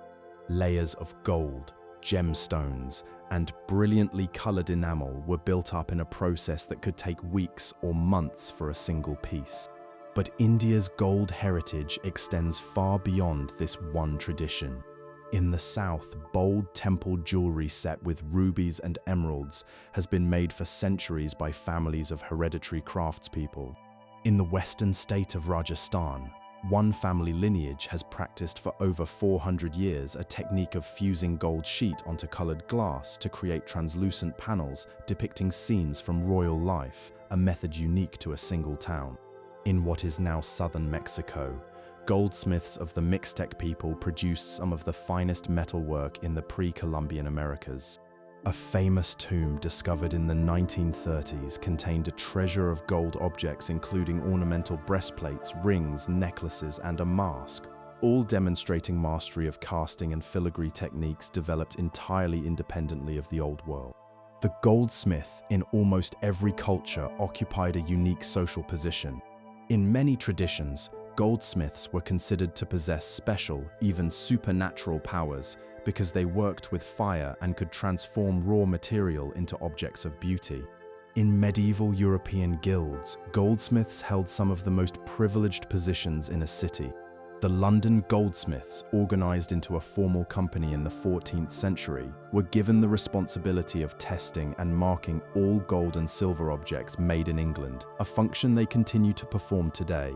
The act of stamping a piece with a mark guaranteeing its purity was itself a goldsmithing innovation. and the very word hallmark comes from the name of their hall. The art of the goldsmith is one of the oldest continuous creative traditions in human history. It stretches from the hammered ornaments found in 6,000-year-old graves on the shores of the Black Sea, all the way to the workshops of jewelers today who still shape the same metal with tools that in their essentials have hardly changed. Gold has been worked by more human hands over more centuries and in more places than any other material on Earth. But for all its beauty, gold carries a shadow. The story of how the metal has been pulled from the earth is not only a story of artistry and skill, it is also, and always has been, a story of suffering. In the eastern provinces of a country in Central Africa, there are gold mines that operate today in conditions not fundamentally different from those described by ancient writers more than 2,000 years ago. Armed groups control access to the mines, taking fees and tribute from the workers. Men, women, and children spend long hours in dark, unstable tunnels, digging with hand tools and carrying rock on their backs. A poisonous metal is used to separate the gold from the surrounding stone, and the people who handle it suffer from chronic poisoning that can cause tremors, memory loss, organ failure, and death. The profits from the gold fund armed conflict and the exploitation of vulnerable people. An estimated 2 million people are directly involved in small-scale mining in this region alone. The suffering that surrounds gold is not something new. It is not an unfortunate accident of the modern world. It is the oldest and most persistent feature of gold's entire history. Wherever gold has been found, exploitation has followed. The connection between gold and human misery is so deep, so consistent, and so widespread that it might fairly be called the defining mark of the metal's impact on human civilization. The earliest detailed descriptions of gold mining conditions that survive are already horrifying. An ancient Greek writer, working in the 2nd century before the Common Era, described the mines in the region south of Egypt. The workers were prisoners of war, criminals and political dissidents, men, women, and even children, condemned to the mines by the state. They worked in chains, in tunnels so narrow they had to lie on their sides, chipping at the rock by the light of small lamps strapped to their foreheads. There was no fresh air. The dust destroyed their lungs. Guards watched constantly. Many workers, the writer reported, welcomed death as a release from their suffering. This account is confirmed by the physical evidence found at ancient mining sites, where the remains of workers show signs of malnutrition, broken bones, and lung disease. The Roman mines were staffed under similarly terrible conditions. Being sent to the mines was a punishment considered one step short of death. Medieval mining in Europe was dangerous and poorly paid, though the emergence of guilds and local customs offered some protection. The gold mines of colonial Brazil consumed the lives of hundreds of thousands of enslaved Africans, worked to death in conditions so harsh that the average life expectancy of an enslaved miner could be counted on the fingers of one hand. The gold rushes of the 19th century brought their own forms of harm. While the prospectors themselves were mostly willing participants in the hunt, the indigenous peoples whose lands they invaded were not. In California, the rush triggered what historians have documented as a genocide against the native population, whose numbers fell from roughly 150,000 to about 30,000 in 2 decades. In Australia, indigenous communities were displaced and subjected to violence. In South Africa, the development of the deep gold mines created a system of racial labor exploitation that would endure for more than a century. The 20th and 21st centuries have added new dimensions to the story. The use of a poisonous metal in small-scale gold mining is now the single largest source of that substance's pollution worldwide, responsible for more than a third of all such releases into the atmosphere. Health organizations have identified exposure to this poison from gold mining as a major crisis in many developing countries. In several African nations, tens of thousands of children work in gold mines, spending 12 to 15 hours a day in conditions that international organizations classify as among the worst forms of child labor. Across the globe, an estimated 15 to 20 million people are engaged in small-scale gold mining, working in conditions that range from difficult to deadly. The environmental destruction caused by gold mining is a form of suffering in its own right. The modern industrial method of dissolving gold from low-grade rock involves spraying enormous heaps of crushed stone with a powerful chemical solution. Spills and leaks from these operations have poisoned water supplies, killed fish, and ruined farmland. In the Amazon, illegal mining has destroyed vast stretches of rainforest, polluted rivers, and devastated indigenous communities whose entire way of life depends on the forest and its waters. The idea of conflict gold, meaning gold that is mined in conditions of armed violence or that funds armed groups, has emerged as a major concern. The high value and small size of gold make it easy to smuggle, and once gold has been melted and refined, tracing where it came from is extremely difficult. A single kilogram, worth tens of thousands of dollars, can be hidden in a pocket. Efforts to address the suffering caused by gold mining are ongoing, but the challenges are enormous. Certification programs attempt to guarantee that gold has been produced under fair and humane conditions. Certified gold costs somewhat more, and the premium funds improvements in working conditions and community development. But the scale of the problem vastly exceeds the reach of any solution so far. The vast majority of the world's small-scale gold continues to be mined under conditions that most people would consider intolerable. The history of gold is, among other things, a history of suffering, a 6,000-year record of the price paid by those who dig the metal from the earth, so that others may wear it, spend it, or store it in a vault. That price has always been paid by the poor, the enslaved, and the powerless. It is the darkest thread in gold's otherwise glittering story, and it leads us now to the darkest chapter of all. On April 4, 1945, soldiers entered a small German town just inside the rapidly shrinking borders of the Third Reich. Acting on a tip from local civilians, two women who had mentioned the gold while riding in an elevator with the soldiers, the troops descended into a salt mine beneath the town and blasted through the wall of a vault. What they found on the other side was a room roughly 23 meters wide and 46 meters deep, stacked from floor to ceiling with gold bars, gold coins, crates of currency, and works of art. They had stumbled upon a large portion of the German central bank's gold reserves, hidden underground as Allied bombing reduced the country's cities to rubble. The senior Allied commander traveled to the mine to see it for himself, descending in a shaky elevator that made him visibly nervous. He was accompanied by two other generals, and photographs from the visit show the three commanders standing among towering stacks of gold, their faces a mixture of astonishment and grim recognition. But the gold in that vault was only part of the story. Much of it had been stolen, taken from the central banks of conquered nations, seized from private citizens, and, most horrifyingly, stripped from the victims of the Holocaust. The regime's approach to gold was systematic, bureaucratic, and without mercy.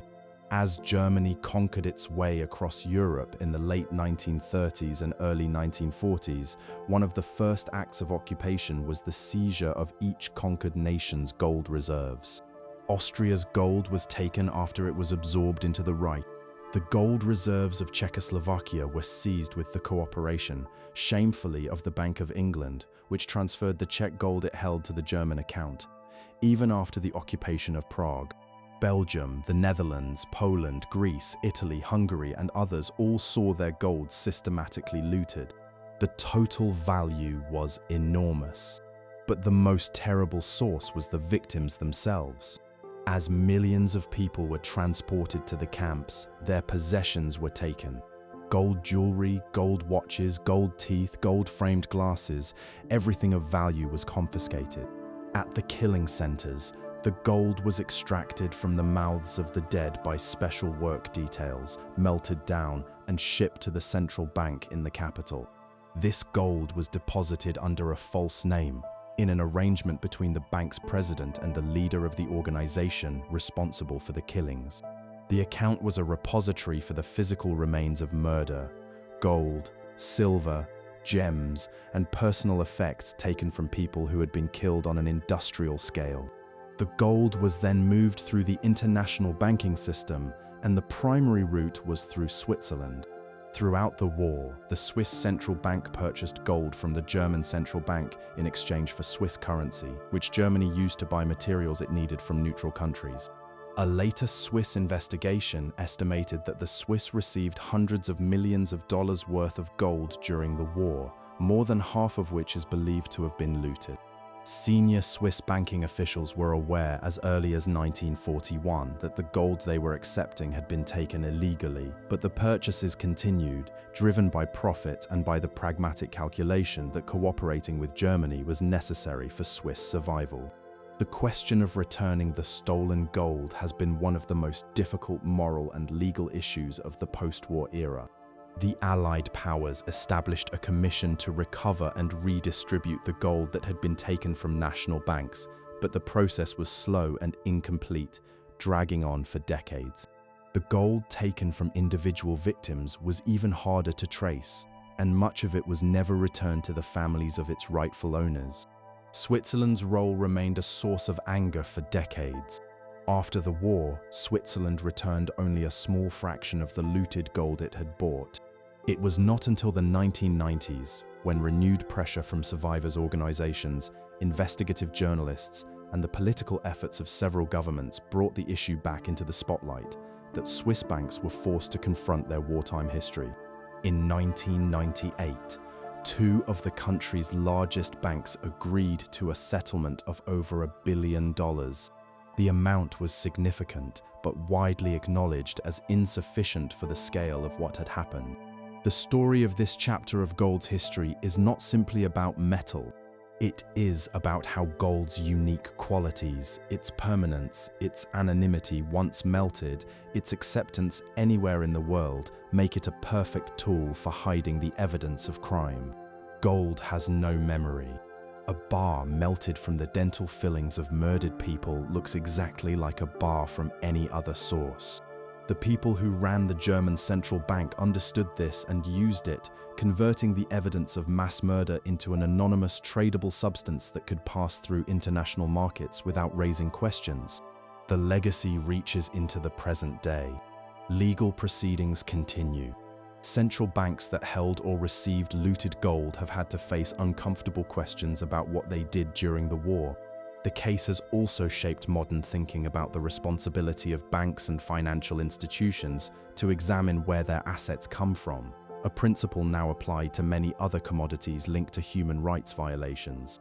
Gold emerged from the Second World War carrying a moral weight it had never borne before. The metal of the pharaohs, the metal of kings and temples, had become, in the hands of a murderous regime, the metal of industrial killing. That association has not faded, and it cannot, because the gold itself, as indestructible as ever, is still somewhere in the world, indistinguishable from every other ounce ever mined. In a carefully controlled room at a space center in the United States, engineers stood before one of the most expensive mirrors ever built. The primary mirror of a great space telescope, a honeycomb of 18 hexagonal segments spanning 6.5 meters, glowed with the warm, unmistakable luster of gold. Each segment had been coated with a layer of pure gold so thin that 1,000 layers of it would barely match the thickness of a single human hair. The total amount of gold on the entire telescope was modest, barely enough to fill a marble. But that vanishingly thin coating was essential to the telescope's purpose. Gold reflects a particular kind of light, the kind we feel as heat, with extraordinary efficiency, better than any other metal. Without its golden coating, the most advanced observatory in human history simply could not have done its job. For most of the 6,000 years that humans have prized gold, they valued it for its beauty, its rarity, and its permanence. The idea that gold might have practical, everyday uses beyond decoration and money would have struck most historical figures as absurd. Gold was for kings and gods and treasuries. It was not for machines. But the technological advances of the 20th and 21st centuries discovered in gold a set of physical qualities that make it quietly essential to modern life in ways that the ancient world could never have imagined. Gold's story as an industrial material begins with electricity. Gold is an excellent conductor of electrical signals, not quite as good as copper or silver, but with one crucial advantage: it does not corrode. Copper tarnishes over time, silver reacts with air, but gold stays clean and conductive indefinitely. In the world of electronics, where even a thin film of corrosion on a tiny connector can cause a device to fail, this quality is priceless. Every smartphone, every computer, every server in every data center on Earth contains small amounts of gold used in the connectors and pathways that carry electrical signals through the device. The electronics industry uses roughly 320 tons of gold every year, making it the largest industrial consumer of the metal. The gold in a single phone amounts to a tiny fraction of a gram, worth very little on its own. But multiply that by the billions of phones made each year, and the numbers grow large. A ton of used circuit boards actually contains more gold per ton than a ton of rock from even the richest gold mine. This has given rise to the idea of urban mining, the recovery of valuable metals from electronic waste. The world generates tens of millions of tons of electronic waste each year, and a significant portion of the valuable metals inside it, including gold, ends up in landfills rather than being recovered. In the field of space travel, gold's uses go well beyond telescope mirrors. The visors on astronaut helmets are coated with a thin layer of gold that blocks harmful radiation from the sun while remaining transparent enough to see through. The connections that link astronauts to their spacecraft during walks in space are plated with gold to ensure they work reliably in extreme temperatures, which can swing from extreme cold in shadow to extreme heat in sunlight within moments. The distinctive golden foil visible on many spacecraft protects sensitive instruments from the intense heat of direct solar radiation. In medicine, gold has a surprisingly long history. For centuries, people believed that gold had healing properties. Today, gold compounds are used in the treatment of a painful joint disease, a therapy first developed in the 1920s. But the most exciting medical uses of gold involve particles so small they are measured in billionths of a meter. At this tiny scale, gold behaves very differently from the bulk metal we see in jewelry. When light hits a gold particle of this size, the surface responds in ways that can be carefully controlled by changing the particle's shape and dimensions. These special qualities have opened up a range of medical possibilities. Tiny gold particles are used to make medical images clearer, helping doctors see tumors and other structures more easily. They are being developed as targeted delivery systems, capable of carrying medicine directly to diseased cells while leaving healthy tissue alone. In one approach, gold particles are placed near a tumor and then exposed to a specific kind of light, causing them to heat up and destroy the surrounding sick cells.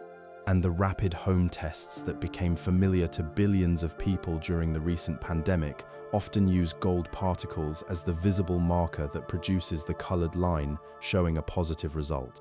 The same principle is used in rapid tests for many other diseases. Gold also turns out to have unexpected qualities as a helper for chemical reactions. For most of history, gold was considered the most chemically inactive of metals, the one that refused to participate in reactions with other substances. But in 1989, a Japanese scientist showed that when gold is reduced to extremely tiny particles and placed on certain surfaces, it can speed up chemical reactions at surprisingly low temperatures. This was a genuine surprise, and it opened a new chapter in the study of how chemical reactions work. The total industrial demand for gold, covering electronics, space technology, medicine, dentistry, and other fields, accounts for roughly 7 to 10% of all the gold used each year. But that share is growing. The metal that human beings first valued purely because it was beautiful has, in just a few decades, become a critical part of the technologies that define modern life.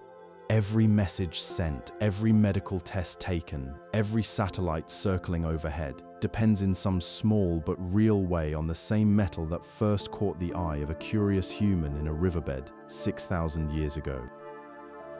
On a September morning in 1919, 5 men gathered around a table in the offices of a famous banking family in the city of London.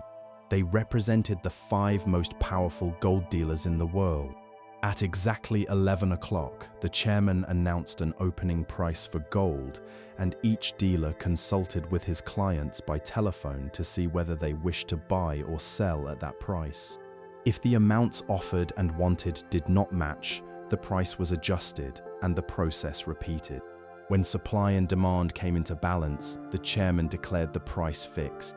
Each dealer signaled his position by raising or lowering a small flag on the table. When all flags were down, it was done. The ritual took about 10 minutes, and it was repeated every business day. This simple ceremony, known as the London Gold Fix, established the price of gold for the entire world. It continued in essentially this form for nearly a century. The participants changed over the decades. The technology evolved from telephones to electronic screens, and one of the original founding banks eventually withdrew. But the basic idea remained the same, a small group of dealers agreeing on a price that the rest of the world accepted. It was a remarkably intimate arrangement for a commodity of such global importance, and it eventually attracted criticism from those who wondered whether a price set by a handful of private firms could truly be free of interference. In 2014, evidence emerged that the process had indeed been tampered with, and one bank was fined a substantial sum. The old system was replaced the following year by an electronic auction, which now sets the gold price twice each business day. The organization at the center of the global gold trade maintains a list of refineries whose gold bars meet its strict standards. A standard gold bar weighs roughly 12.5 kilograms and must be at least 99.5% pure. These bars, stored in vaults beneath the streets of London, are the physical foundation of the international gold market. The Bank of England alone stores roughly 400,000 bars on behalf of central banks and commercial institutions. Across the Atlantic, the American exchange for gold futures dominates the trade in contracts to buy and sell gold at future dates. The daily trading volume often exceeds the total annual output of all the world's gold mines, a sign of just how much financial activity now revolves around gold without any physical metal changing hands. The most transformative change in modern gold trading came in 2004, with the launch of the first major fund that allowed ordinary investors to buy gold as easily as buying a share of stock. Before this innovation, investing in gold meant buying physical bars or coins, paying for storage, or dealing with the complexities of futures markets. The new fund reduced gold investment to a simple stock purchase. Within 5 years, the fund had accumulated more than 1,000 tons of gold, making its holdings larger than those of most national governments. It opened the door for millions of ordinary people to invest in gold for the first time. The price of gold, freed from its fixed rate of $35 per ounce in 1971, has traced a path through modern financial history that reads like a record of the world's anxieties.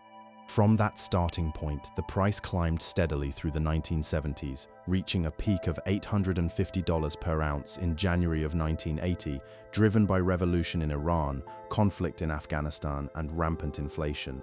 Then it entered a long decline, bottoming out at roughly $250 in 1999. For 2 decades, gold seemed to many like a relic of the past. The revival began in the early 2000s. The global financial crisis of 2008 proved gold's value as a safe place to put money when everything else is falling apart. As banks collapsed and stock markets plunged, gold climbed steadily, passing $1,000 per ounce and eventually reaching nearly $2,000 in 2011.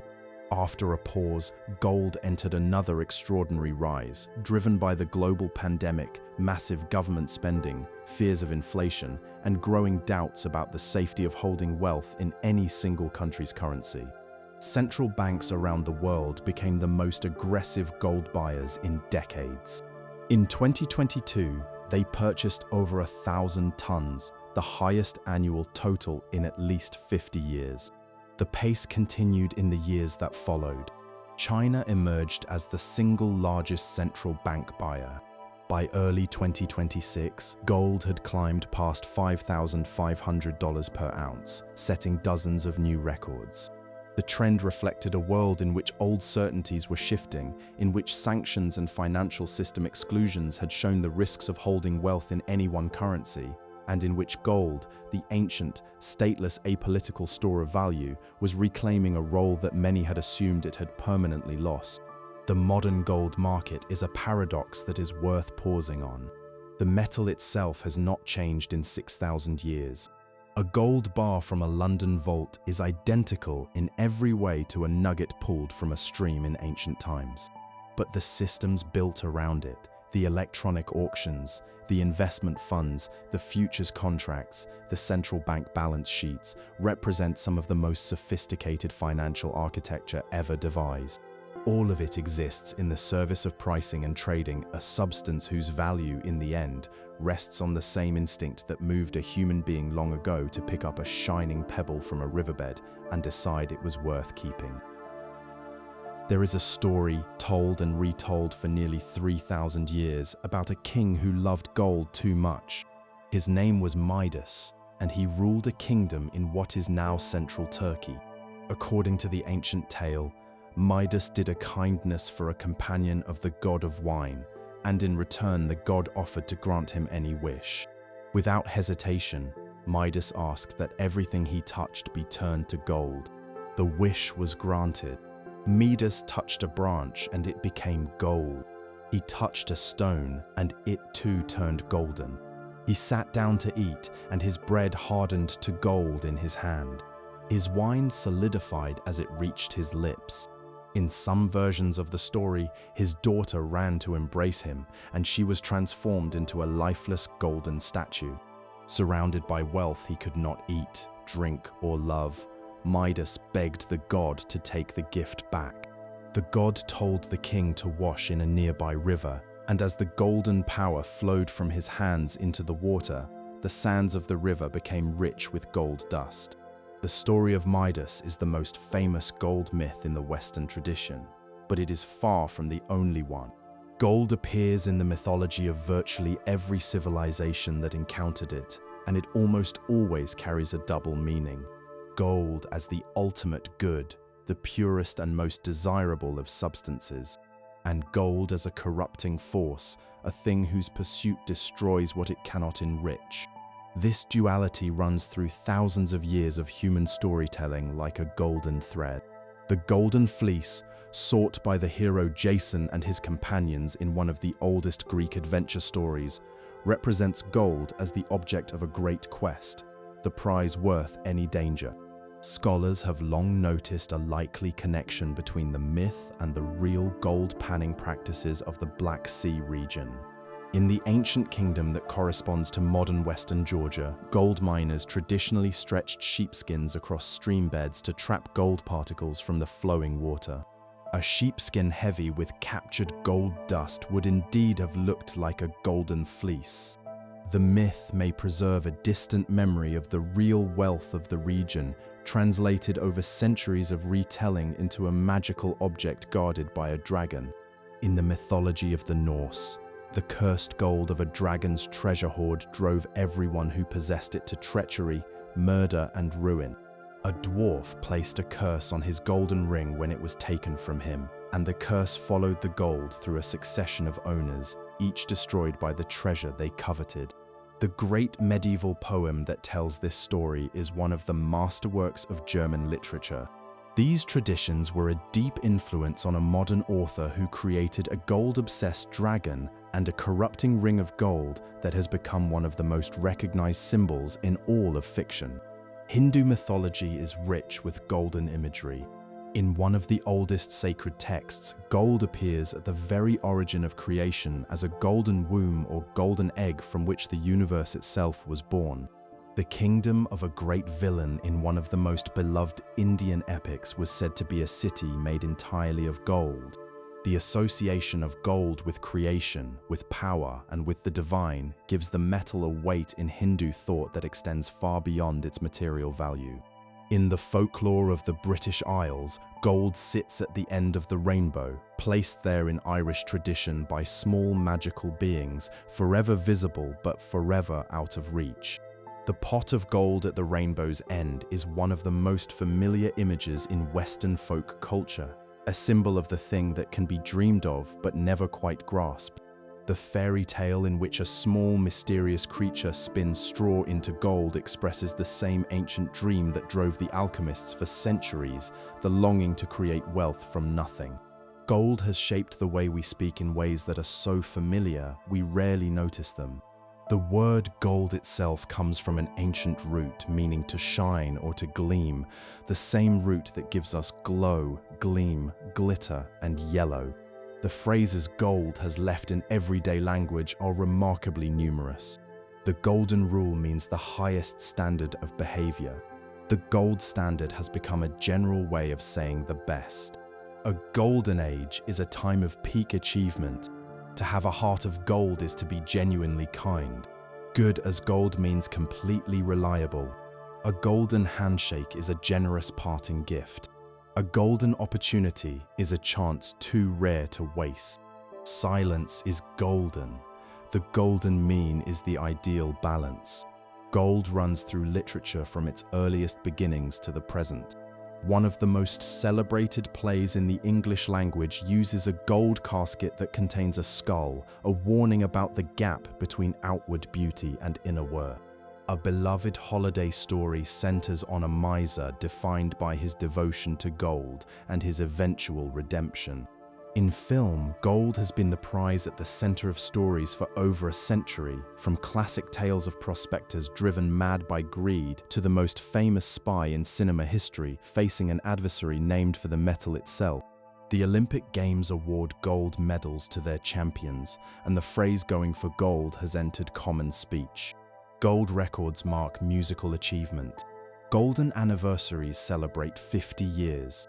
The remarkable thing about gold's presence in culture is how consistent it has been across civilizations and across time.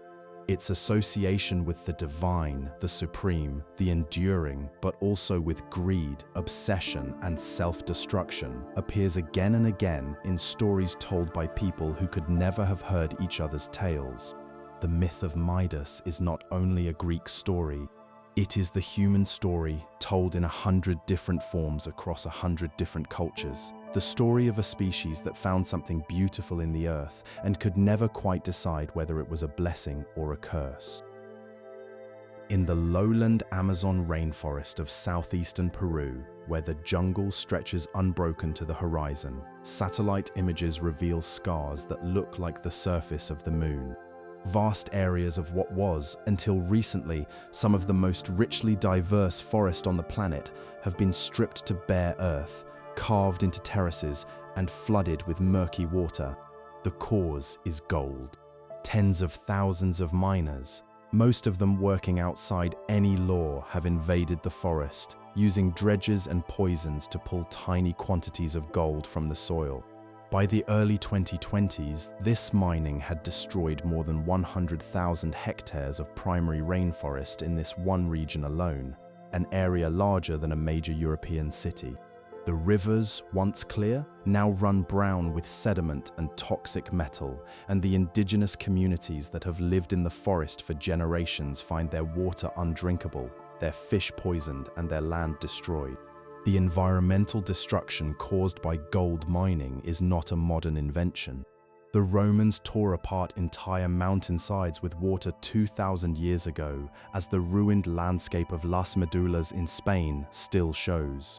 The California gold rush left behind rivers contaminated with poisonous metal that remain polluted to this day. But the scale of modern gold mining's impact on the natural world dwarfs anything the ancient world could accomplish. The technologies that allow gold to be extracted from ever lower grade rock have simultaneously made it possible to devastate landscapes on a scale that would have been unimaginable to earlier civilizations.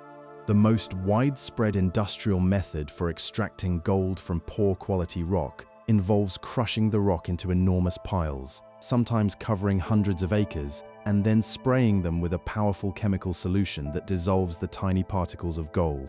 The gold-bearing liquid is collected at the bottom and processed. A single large operation of this kind may use millions of liters of the chemical solution. This solution is extremely toxic. A tiny amount can kill a person. Spills from these operations have caused environmental disasters on multiple continents.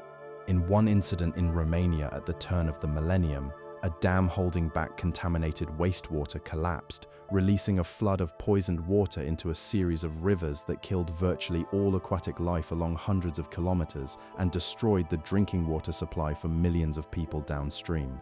The use of a toxic liquid metal by small-scale miners represents an even broader crisis. Millions of miners worldwide use this substance to bind with gold, forming a mixture that can then be heated to release the gold. The heating process sends the toxic vapors into the air, where they are breathed in by the miners and their families. The residual substance enters waterways, where it is transformed by natural processes into an even more dangerous form that builds up in the bodies of fish and the people who eat them. Small-scale gold mining is now the single largest source of this particular type of pollution worldwide, responsible for more than a third of all releases into the atmosphere. The sheer volume of material moved in modern gold mining is staggering and worth pausing on. To produce a single small gold ring, roughly 10 grams of metal, mining companies must dig up and process approximately 20 tons of rock and earth. One of the world's largest mines in the mountains of Indonesia has excavated a pit more than 1 kilometer deep and 4 kilometers across. Its waste is discharged directly into a river system at a rate of 200,000 tons per day, burying the river delta and destroying the forests and communities downstream. Even after mining stops, the damage continues. When certain minerals in mine waste are exposed to air and water, they produce acid, which dissolves toxic metals from the surrounding rock. The contaminated water seeps into streams and groundwater, sometimes for decades or centuries after the mine has closed. One former mine in the American state of Montana, closed in the early 1980s, has filled with water so toxic that a flock of more than 300 migrating birds that landed on it in 1995 died within hours. The carbon footprint of gold mining adds another layer. Recent studies estimate that producing a kilogram of gold releases roughly 23 tons of carbon dioxide. The world's gold mines collectively release an estimated 75 to 100 million tons of carbon dioxide each year. In response to all of this, certification programs have been created to ensure that at least some gold is produced under conditions that respect both human rights and the environment. Certified responsible gold costs somewhat more, and the premium funds real improvements. But the reach of these programs is still very small. The vast majority of artisanal gold and much of the industrial production operates outside any meaningful oversight. The illegal mines in the Amazon, the conflict mines in Central Africa, the unregulated workings across Southeast Asia, all of these continue to cause harm at a scale that current solutions cannot match. The environmental cost of gold is paid disproportionately by the poorest and most vulnerable communities on Earth, the same communities that benefit the least from the gold that is extracted from their land. It is the continuation of a pattern as old as gold mining itself, the same pattern that sent condemned prisoners into the mines of ancient Egypt, and it shows no sign of ending soon. In late 2023, a spacecraft returned to Earth carrying a small sample of material from the surface of an asteroid, a near-Earth rock roughly 500 meters across. The sample weighed just a few spoonfuls, but among its contents, scientists found traces of gold and other precious metals embedded in the ancient stone. It was tiny. It was modest. But it represented something very large. The first tangible proof that the resources of space, long the subject of dreams and stories, could actually be brought home. That asteroid is a modest body compared to some of the targets that have caught the attention of those who think about mining in space. One metallic asteroid, roughly 226 kilometers across, orbiting between Mars and Jupiter, has been estimated to contain enough metal, including gold, to be valued at a number so large it essentially loses meaning. If that gold were somehow brought to Earth, the sudden flood of supply would collapse the price of gold to a fraction of its current level. The metal is valuable precisely because it is rare, and a sudden abundance would destroy the very thing that makes it precious. Most serious observers dismiss the idea of bringing precious metals back from space for profit. The costs are too high. The total amount of asteroid material ever returned to Earth by all missions combined would barely fill a teacup. The real near-term potential of space mining lies not in enriching the Earth, but in supporting human activity in space, extracting water for fuel and life support, metals for building and other materials for use in orbit or on the Moon, avoiding the enormous expense of launching everything from the surface of our planet. But the timeline is slowly compressing. A mission launched in 2023 will reach that large metallic asteroid in 2029 and study its composition in detail. Private companies are developing technologies for locating and extracting resources from space rocks. International agreements are being signed that provide a legal framework for the ownership of space resources.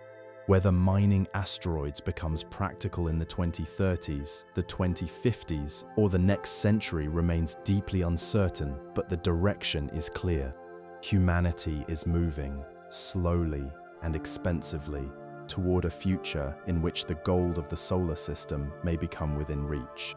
Much closer to hand and equally impractical is the gold dissolved in the world's oceans. The seas contain an estimated 20 million tons of gold, roughly 100 times the total amount ever mined. But the concentration is vanishingly small, roughly 13 billionths of a gram per liter. The most famous attempt to extract ocean gold was made in the 1920s by a brilliant German chemist, driven by patriotism and a desire to help his country pay its crushing war debts. He believed the oceans held far more gold per liter than they actually did. When his team conducted careful measurements aboard a research vessel, they found the real concentration was about 1,000 times lower than their estimates. The project was abandoned, and no one has come closer to making it work since. On dry land, a more practical question looms. How long can the mines keep producing? As of the end of 2024, roughly 216,000 tons of gold had been mined in all of human history. If all of it were melted into a single cube, it would measure about 22 meters on each side, small enough to fit beneath a large monument. 2/3 of all the gold ever mined has been taken from the Earth since 1950. Current production runs between 2,500 and 3,000 tons each year. The world's proven reserves stand at roughly 64,000 tons, enough to last about 18 to 20 years at current rates. But gold is virtually indestructible, which means that almost all the gold ever mined still exists in some form. Recycling already provides about 1/4 to 1/3 of the gold used each year. As new sources become harder to find and more expensive to work, recycling will likely play an ever larger role. The emergence of digital currencies has prompted a lively debate about whether something like gold's role could be taken over by a purely digital asset. Supporters of the idea argue that certain digital currencies share gold's key qualities: scarcity, durability, divisibility, and portability, while adding some advantages of their own. Critics respond that gold has 6,000 years of demonstrated value, requires no electricity or internet connection, and possesses a physical reality that purely digital assets lack. The central banks of the world have given their own answer, buying gold in record quantities while showing virtually no interest in holding digital currencies on their balance sheets. The massive gold purchases of recent years, thousands of tons acquired in just a few years, suggest that at the level of nations and institutions, gold's position as the ultimate reserve asset remains unchallenged. And so we come to the end of our journey, and it is a good moment to look back at the road we have traveled together. We began in a riverbed where a curious human first picked up a gleaming pebble and decided it was beautiful. We traveled to the ancient graves of Bulgaria where gold was buried with the dead 6,000 years ago. We watched it being forged in the collision of dead stars, billions of years before our planet existed, and we followed it through a rain of asteroids to the thin crust of a cooling Earth. We stood in the tomb of a young pharaoh and saw the golden mask that has become one of the most recognized objects on the planet. We listened to the kings of Mesopotamia arguing about gold in their letters.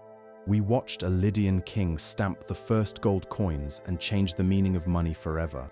We crossed the ocean to the Americas, where gold was the sweat of the sun, and we saw what happened when two worlds with two different ideas about gold collided.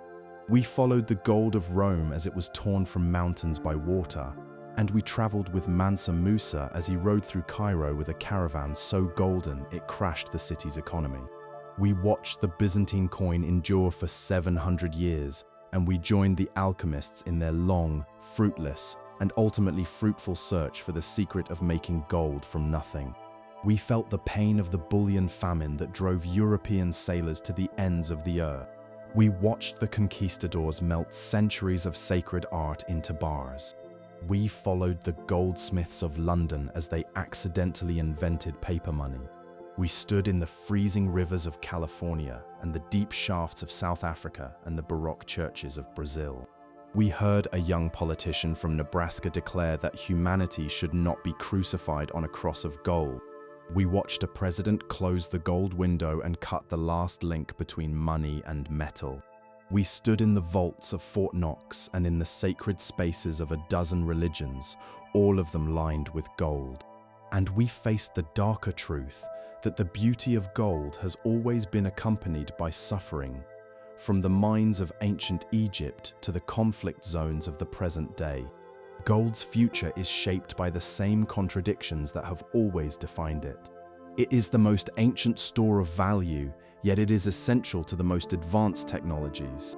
It is a symbol of environmental destruction, yet it is used in medical tests that save lives. It is dismissed by some as a relic of the past, yet the central banks of the world are buying more of it than they have in half a century. Perhaps the most remarkable thing about gold is how little, at its heart, the story has changed. 6,000 years ago, a human being reached into a riverbed and pulled out something that did not fade, did not crumble, did not decay. That moment of wonder has never gone away. The technologies change, the financial instruments grow more elaborate, but the fundamental relationship remains what it has always been, a mix of wonder, desire, and unease. A feeling that we are holding something that is somehow more than what it appears to be. And so, as you settle deeper into the quiet of this moment, carry with you the thought that the gold in a ring, or in the circuits of a phone, or in the vault of a distant bank, was once part of a dying star, billions of years ago, scattered across the darkness of space until it found its way to a small blue planet, where a curious creature picked it up, turned it in the light, and decided it was worth keeping forever. Good night, and rest well.